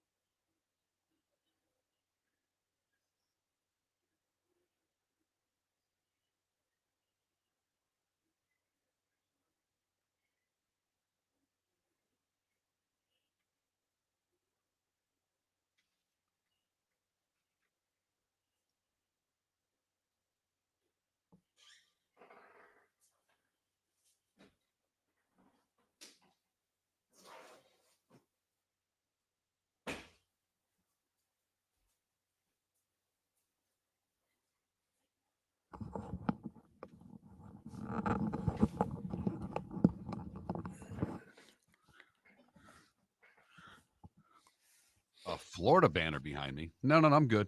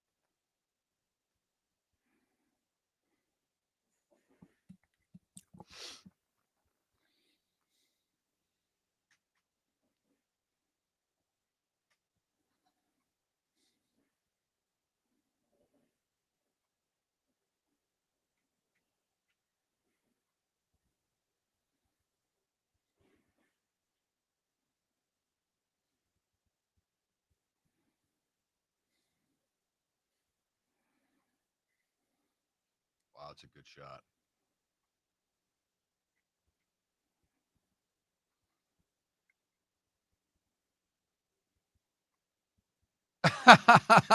Irish football, that's the funniest thing you've ever said to me.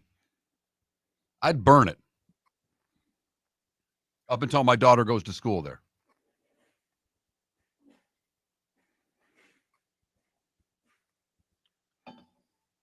That is my least favorite college football team on the planet, Irish football. Least favorite.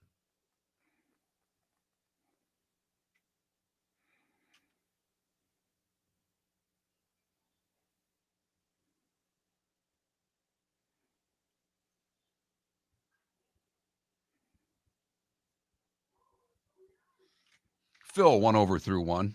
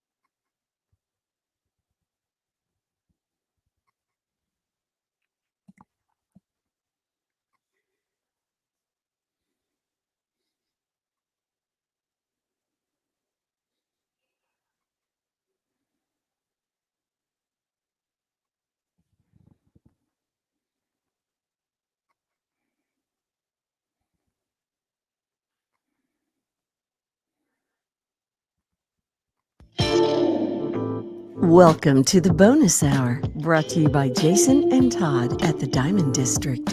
And now, here's Mark Miller and David Moulton. 21 minutes after the hour. Thanks so much for being with us. Miller and Moulton, millerandmoulton.com, Miller_Moulton on X. Tiger, getting ready to tee off here in about 15 minutes. Is 3 under still the lead? 3 under is still the lead. Mickelson bogeyed his first hole for those that care. Rory's got a difficult putt for par on 16 to remain, or 15, I believe, to remain at 5 over. He was in one of the pot bunkers and hit a great shot to about 12 feet, but he's got to now make that for his par to stay at 5 over. You ever been in a pot bunker? Yes. I was too in South Carolina.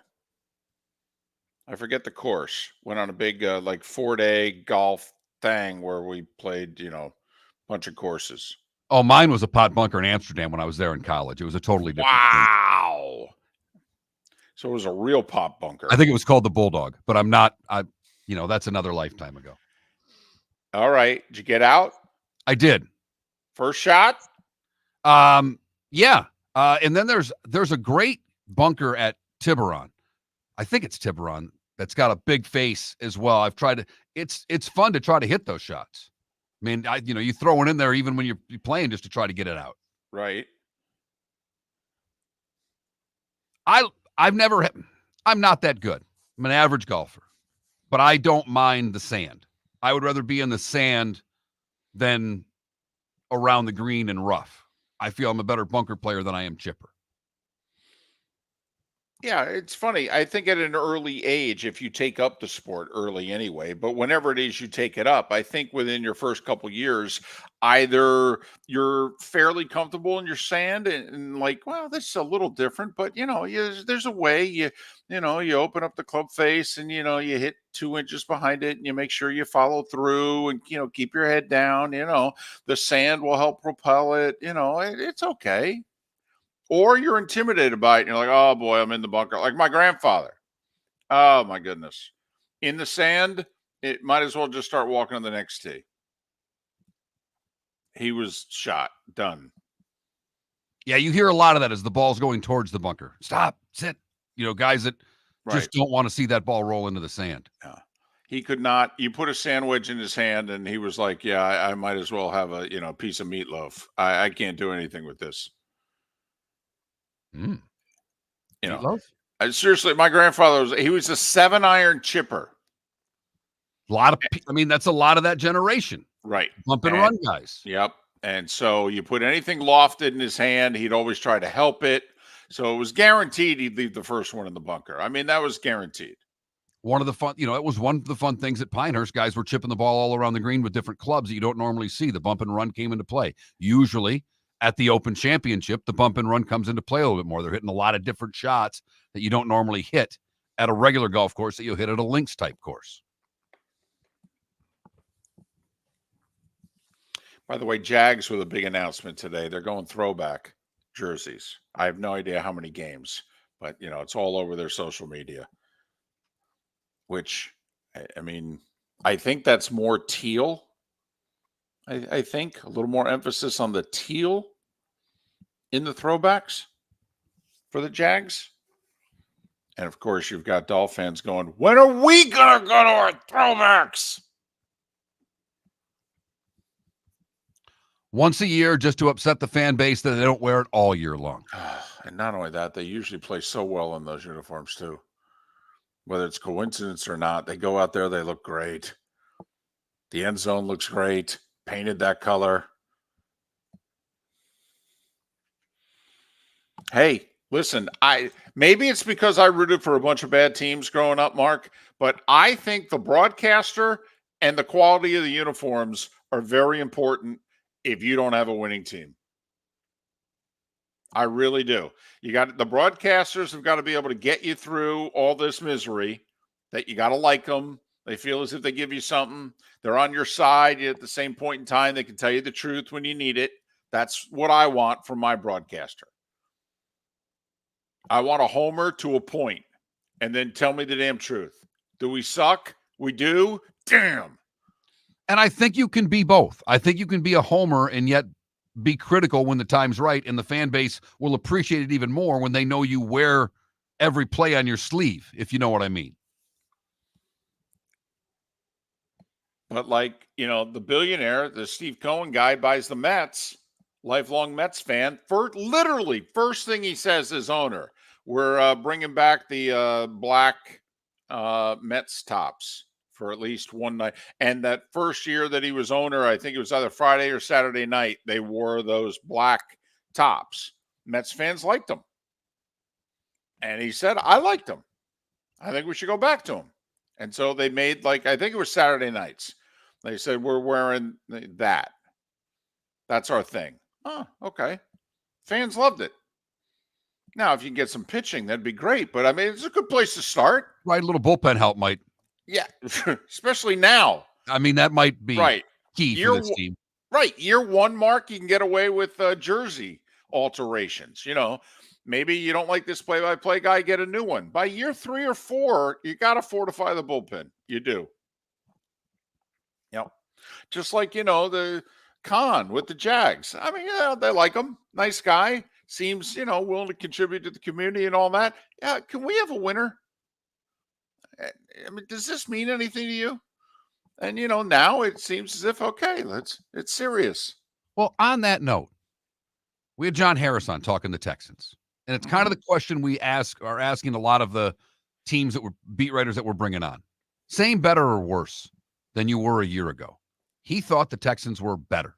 Yes. Clearly better. Mm-hmm. Do you think the same thing about the Jags? No, I think they're the same. I don't. Right now on paper, they're not better. But we both think they woefully underachieved last year.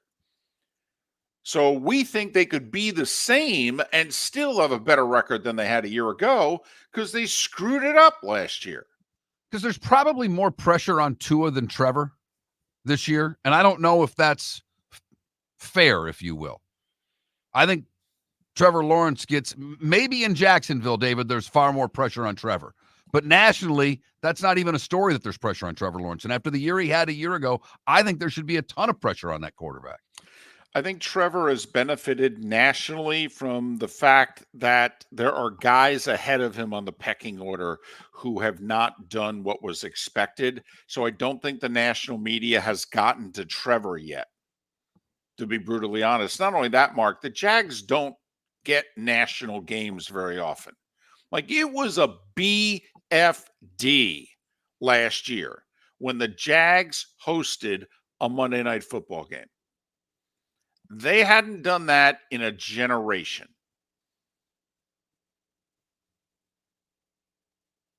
And then that was the game that they blew against Cincinnati with the backup quarterback, who I think is going to get a really nice deal in free agency in a year, by the way. That Jake Browning guy. If Burrow, let's just say Burrow starts all the games this year and everybody's going to forget about Jake Browning. Jake Browning, to me, is going to be one of those nice, I'll give you 4 years, $100 million.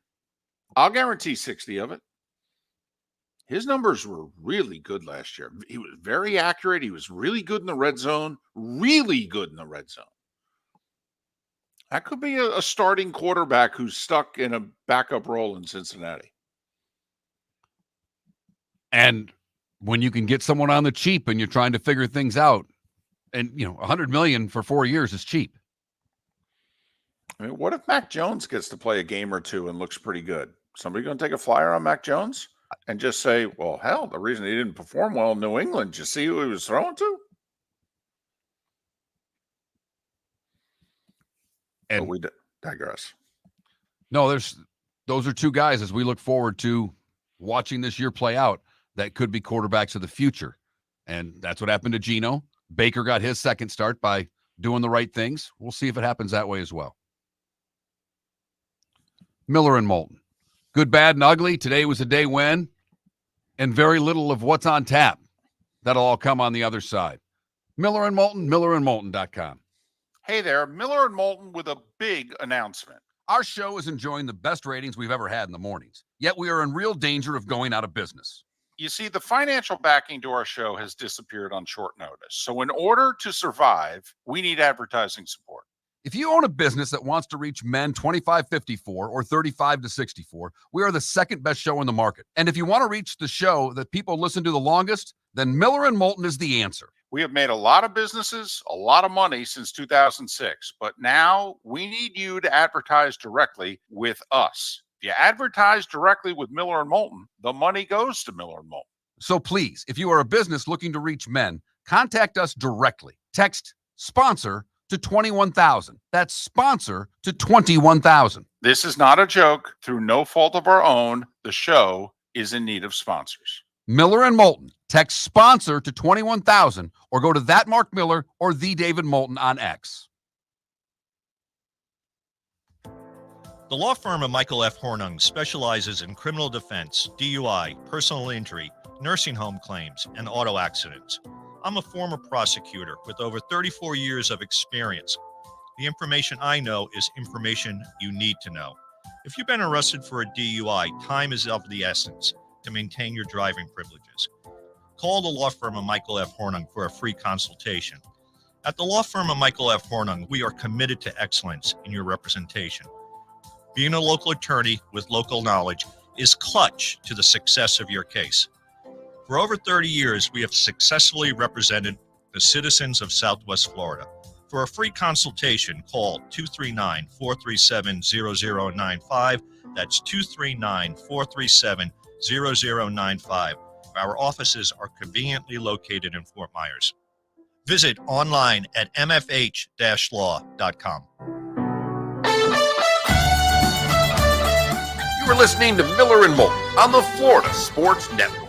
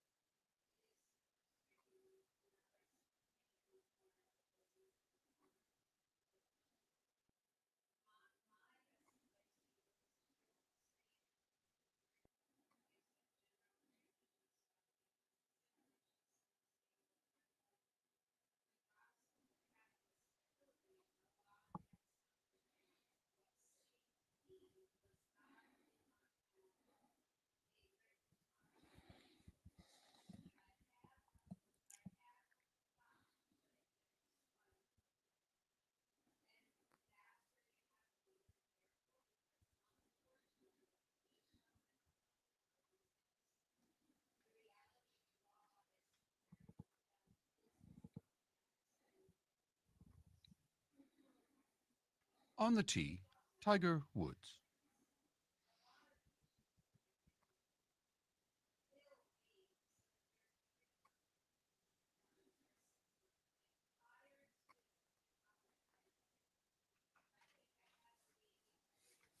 $73.5. Where are you going with Tiger? How's the weather?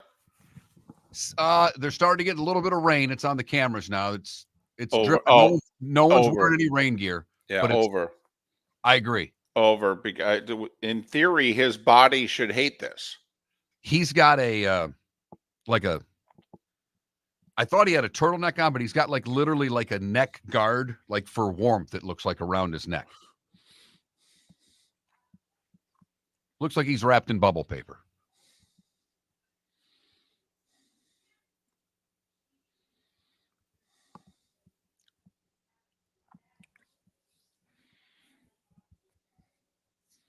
So, Johnny O, you're saying that Sam Hutsby looks like he could be Nick Faldo's kid?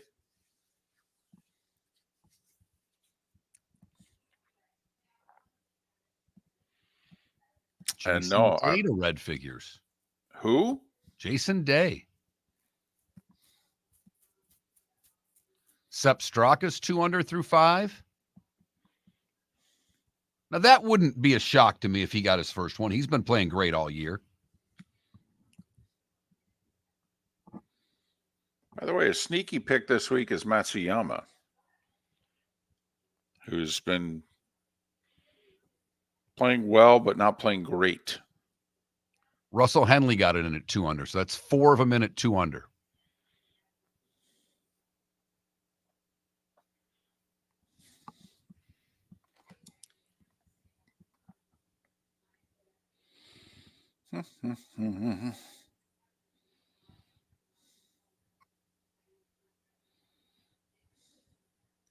There's only 11 guys on the course under par. Hoods are up. There's an occasional umbrella out, David. 8 of them in the clubhouse under par. 3 on the course, 2 through 5. So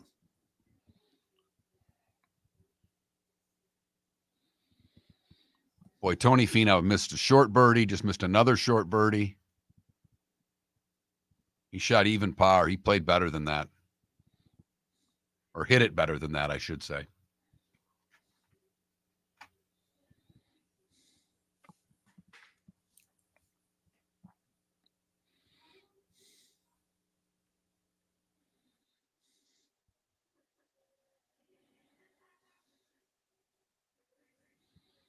Rahm's 2 over playing 18, I guess.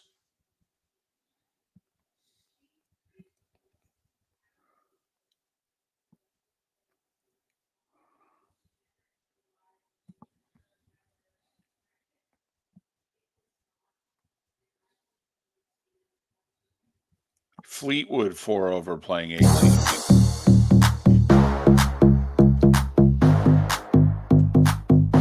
Welcome to the bonus hour, brought to you by Jason and Todd at the Diamond District. And now, here's Mark Miller and David Moulton.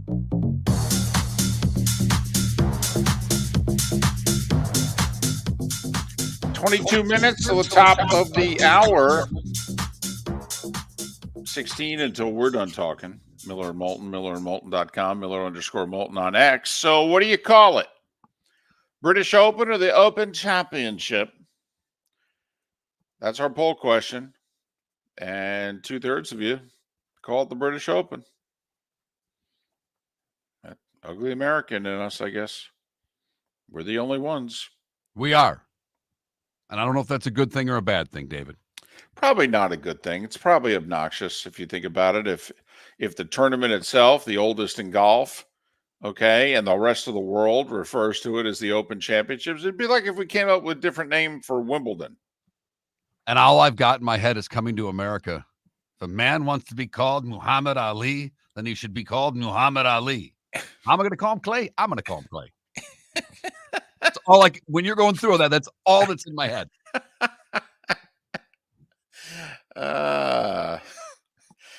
Did Eddie do both those roles, or was that a back and forth with Arsenio? It was both of them. Okay. And then there was the third guy that was in the barbershop that I think did the clay line. That wasn't either of them. So there you have it.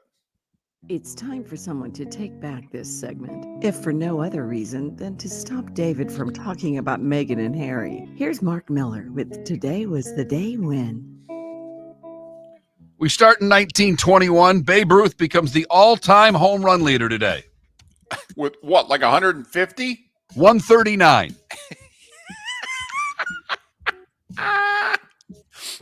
Think about that. Yes. When he started, the record was 139. When he retired, it was 714. Yeah. Golly. You want to know how you get to hero status? That's how. Ty Cobb gets hit number 4,000 today in 1927. He wasn't done. FDR was nominated for an unprecedented third term today in 1940.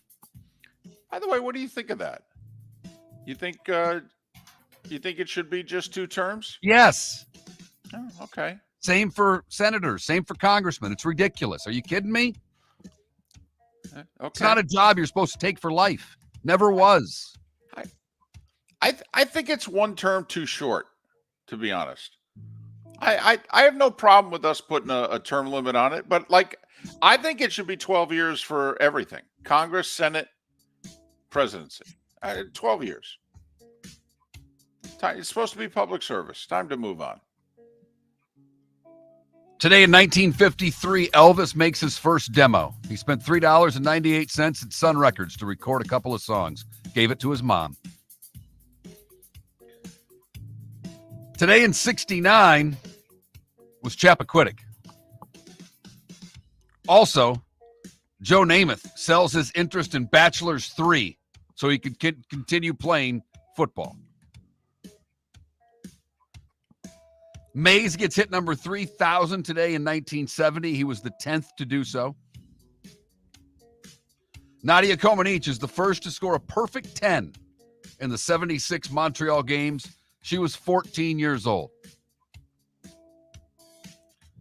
1980, Billy Joel's Glass Houses was the number 1 album in the land. Only the Good Die Young, that was the big single, David. Mm-hmm. And in 2013, the city of Detroit filed for bankruptcy. Nelson Mandela, John Glenn, Hunter S. Thompson, and Calvin Pete all would have celebrated birthdays today. Hunter S. Thompson. Gonzo Journalism, Fear and Loathing in Las Vegas. It's a hell of a read. Joe Torre's 84. Richard Branson, 74. Sir Nick Faldo is 67. Vin Diesel is 57. Torrey Hunter is 49. And Canelo Alvarez is 34 years old today. What did I miss, David? I don't know if you missed anything. I do now also want to ask you another question. If you had been given the surname Sir, would you insist that people call you that? Do you remember we were at the Super Bowl media days and CBS had the game, and I think they had just grabbed Faldo. And so they were bringing him through Radio Row. And no, he had been with them a little while because I had met him. I had had the drinks with him. And you had called him Sir the whole night. I did. I called him Sir. He loved it. Okay. And so, but the PR lady who was with him, okay, somebody said Nick, and she turned around and she said, Sir Nick. And I was like, oh, I don't know if this is that type of place. I mean, this is the media. Hey, Faldo, how about you give me another drink? Right. You're in Montana, bud. Ain't calling you Sir here. This is Radio Row at the Super Bowl. It's not a lot of, now Paul McCartney comes walking through. That's a different story. But so I'm just curious, if you were to meet him, you shake his hand, would you say Sir Nick? 100%. Okay. 100%.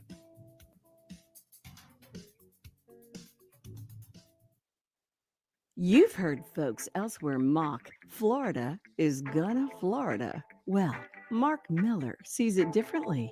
He calls it the good, the bad, and the ugly. What you got, Mark? For the good, we go to London and King Chuck. Do you think they should redo King Tut and do it King Chuck and come up with a whole new set of lyrics? No, because he's not fun. Now, if he were to in his later years here, I mean, work on his image, but he's trying, but no. What do you think? No. What? King Chuck, Funky Chuck. I don't know about Funky Chunk. Born into it, aristocracy. Right. Born on third base. Trying to keep the throne going. King Chuck. Funky Chuck. Anyhow, Funky Chuck was at the English Channel during a visit, and the king bestowed the title of Royal Golden Guernsey Goat to a rare breed of goats. Huh. Okay. They're considered friendly and docile, and they produce good milk. Is this kind of like when the president pardons the turkey? Is that what this is like? A little bit like that. More goats for the bad. A lot of goats today, David. Okay. We go to Colorado, where a pair of goats did a number on a parked SUV that two hikers had, parked to do their hike. When they came back, their Subaru SUV was smashed. Well, not smashed, but dented all over the place as two goats did a number on the SUV. Someone stood there and videoed it. Didn't do anything really to get the goats off. And finally, the ugly, we come back to Florida, where Rachel Thompson's tough. Rachel went out for a run. She got done with her run about 7 a.m. on the 4th of July. She went into her backyard for a swim in the Hillsborough River. She said she was standing in shallow water, and I looked from the dark water, and out of nowhere, the ripples of a giant alligator head. Oh. The gator attacked her, bit her in the leg. She recalls punching the gator in its snout, eventually getting her way and pulling herself up onto the dock. The gator, which was 10 foot 8 inches long and 400 pounds, was removed by a licensed trapper and euthanized. None of the major nerves were severed. She had a clean fracture to her fibula. She will survive. And she punched the gator out to get away. That is one tough lady. And that is the good, the bad, and the ugly on today, July the 18th, 2024. Okay, I'm not disputing your toughness. She was in a canal, right, in Florida? Okay. I am maybe going to call into question, from the neck up, but I just saying. I hear you. I mean, in Florida, that time of day, if it's not a pool, you're taking your chances, right? I mean, that's what you learn when you grow up or you move to Florida, correct? If it's there not, are so many people that swim in fresh water in Florida, it startles me. So I just not disputing, not taking anything away from her toughness. Okay. In fact, I don't know if I'm tough enough to jump in the foxhole with her, but I am smart enough not to go swimming where she was swimming. Just saying. Well, it's tough to get you to go in the Gulf of Mexico. I mean, let alone a freshwater area where there could be gators. Well, I mean, I'll go knee deep in either the Atlantic or the Gulf. I will. I actually want to see one up close. I don't want to see one from the pier. I actually want to be standing there and have the sucker come nearby and go, I'll be damned. I do. I'd be fine with that. I mean, come on. I'm in knee deep water. What's going to happen? If the shark comes through? Well, but I figured the shark's more scared of me than I am of the shark It at is, first. huh? At first. It's just a foot and a leg. You're knee deep. It's not seeing all of you. I mean, you better cast one hell of a shadow towards that gator. Besides, Mark, you've seen my agility. You've seen me go after foul balls and what have you. I mean, the shark's not going to catch me. Not in knee-deep water, I don't think your agility is quite what it is going for a foul ball at a Yankees-Rays game on cement. Well, that's true. The sand, I don't know if I'd get the same push-off. That's true. Make it. Listen, there is not a damn thing going on in sports today. There's no WNBA games. There's no MLS games. Does anybody pay attention to the calendar in these other sports? I mean, seriously. When the British Open is done, there is, I guess, maybe there's an LPGA or a PGA tournament that will be on the Golf Channel. That is it, man. They're like playing tennis in Europe still. So there's nothing to watch this afternoon. The women are in Hungary. Okay, I mean, honestly, there is no sports today because baseball has decided to give everybody an extra day. So the games don't come back till Friday. It's a true break. Even if you're in the game, you still get a couple days off. There's Bubkiss today. Honestly, I don't what can you bet on? Like if you opened up the app right now, I'm curious, what in the world can you bet on? Let's find out. Let's see if there's anything going on live right now. I mean, NBA Summer League is the only thing I could think of. Yep, I can bet NBA Summer League. Anything else? Tennis, table tennis, and the Open. By the way, if you're betting table tennis, I mean, when you place the bet, doesn't somebody arrive at your house within 10 minutes or place of work or a notification should go off on your phone? Yes. And which Gamblers Anonymous and saying, totally. Isn't that enough? Yes. A 1-800 number of some kind going, we appreciate your business, but we're concerned.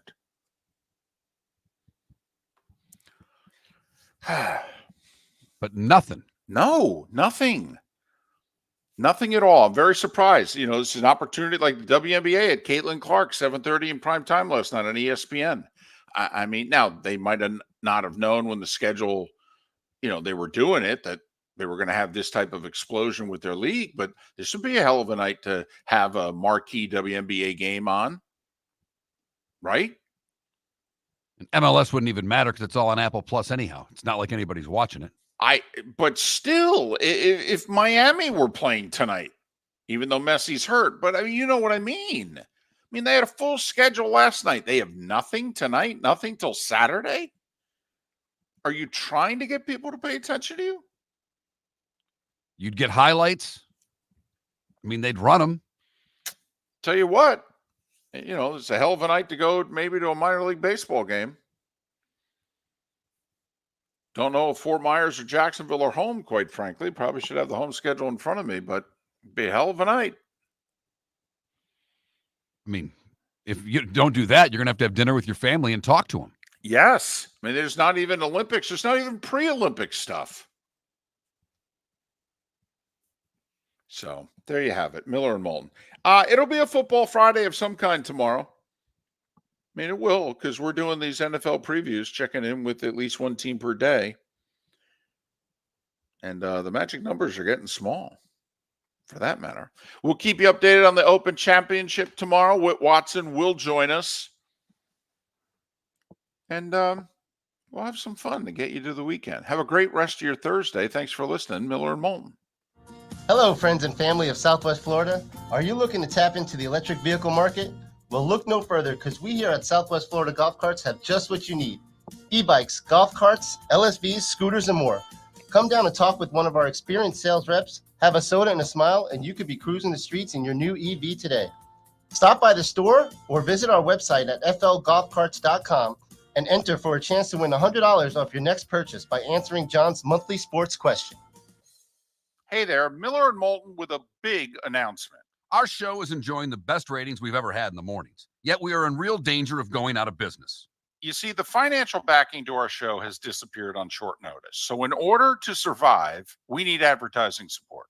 If you own a business that wants to reach men 25-54 or 35-64, we are the second best show in the market. And if you want to reach the show that people listen to the longest, then Miller and Moulton is the answer. We have made a lot of businesses, a lot of money since 2006, but now we need you to advertise directly with us. If you advertise directly with Miller and Moulton, the money goes to Miller and Moulton.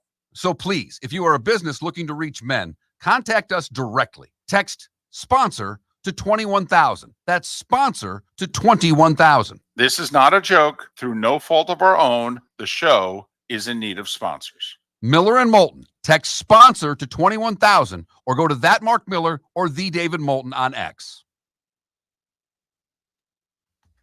Visit Jason and Todd at the Diamond District. Todd, have you noticed every jewelry store in town sounds like a broken record? I do. We're all saying and claiming the same thing. Largest selection, lowest prices, non-commissioned sales team. It's the same tune over and over. Exactly. It's just noise. Jason and I aren't all talk. We walk the walk, brokering diamonds directly, giving you the best value on GIA certified diamonds. That's right. We're not just selling jewelry. We're living and breathing it. It's our passion, and we're for real, not hired voices on the radio reading scripts. Come explore our collection of GIA certified diamonds and diamond jewelry with our curated assortment of rare and exotic gemstones. Also, we're excited about our previously enjoyed Rolex timepieces, as well as our large estate jewelry collection. Skip the noise and come feel the difference with your go-to guys for diamonds. Todd and I look forward to shaking your hand and welcoming you to our Diamond District family. At the Diamond District. Mark Miller for Molly Maid. Why Molly Maid, you ask? Trust. Moulton was a customer for 15 years. Affordability. Didn't I just say Moulton was a customer for 15 years? Worry-free services. Our professional house cleaners are fully insured and a 24-hour warranty. Call Molly Maids today at 239-774-5839. That's 239-774-5839 or online at mollymaid.com/FTMYERS. That's mollymaid.com/FTMYERS. You were listening to Miller and Moulton on the Florida Sports Network.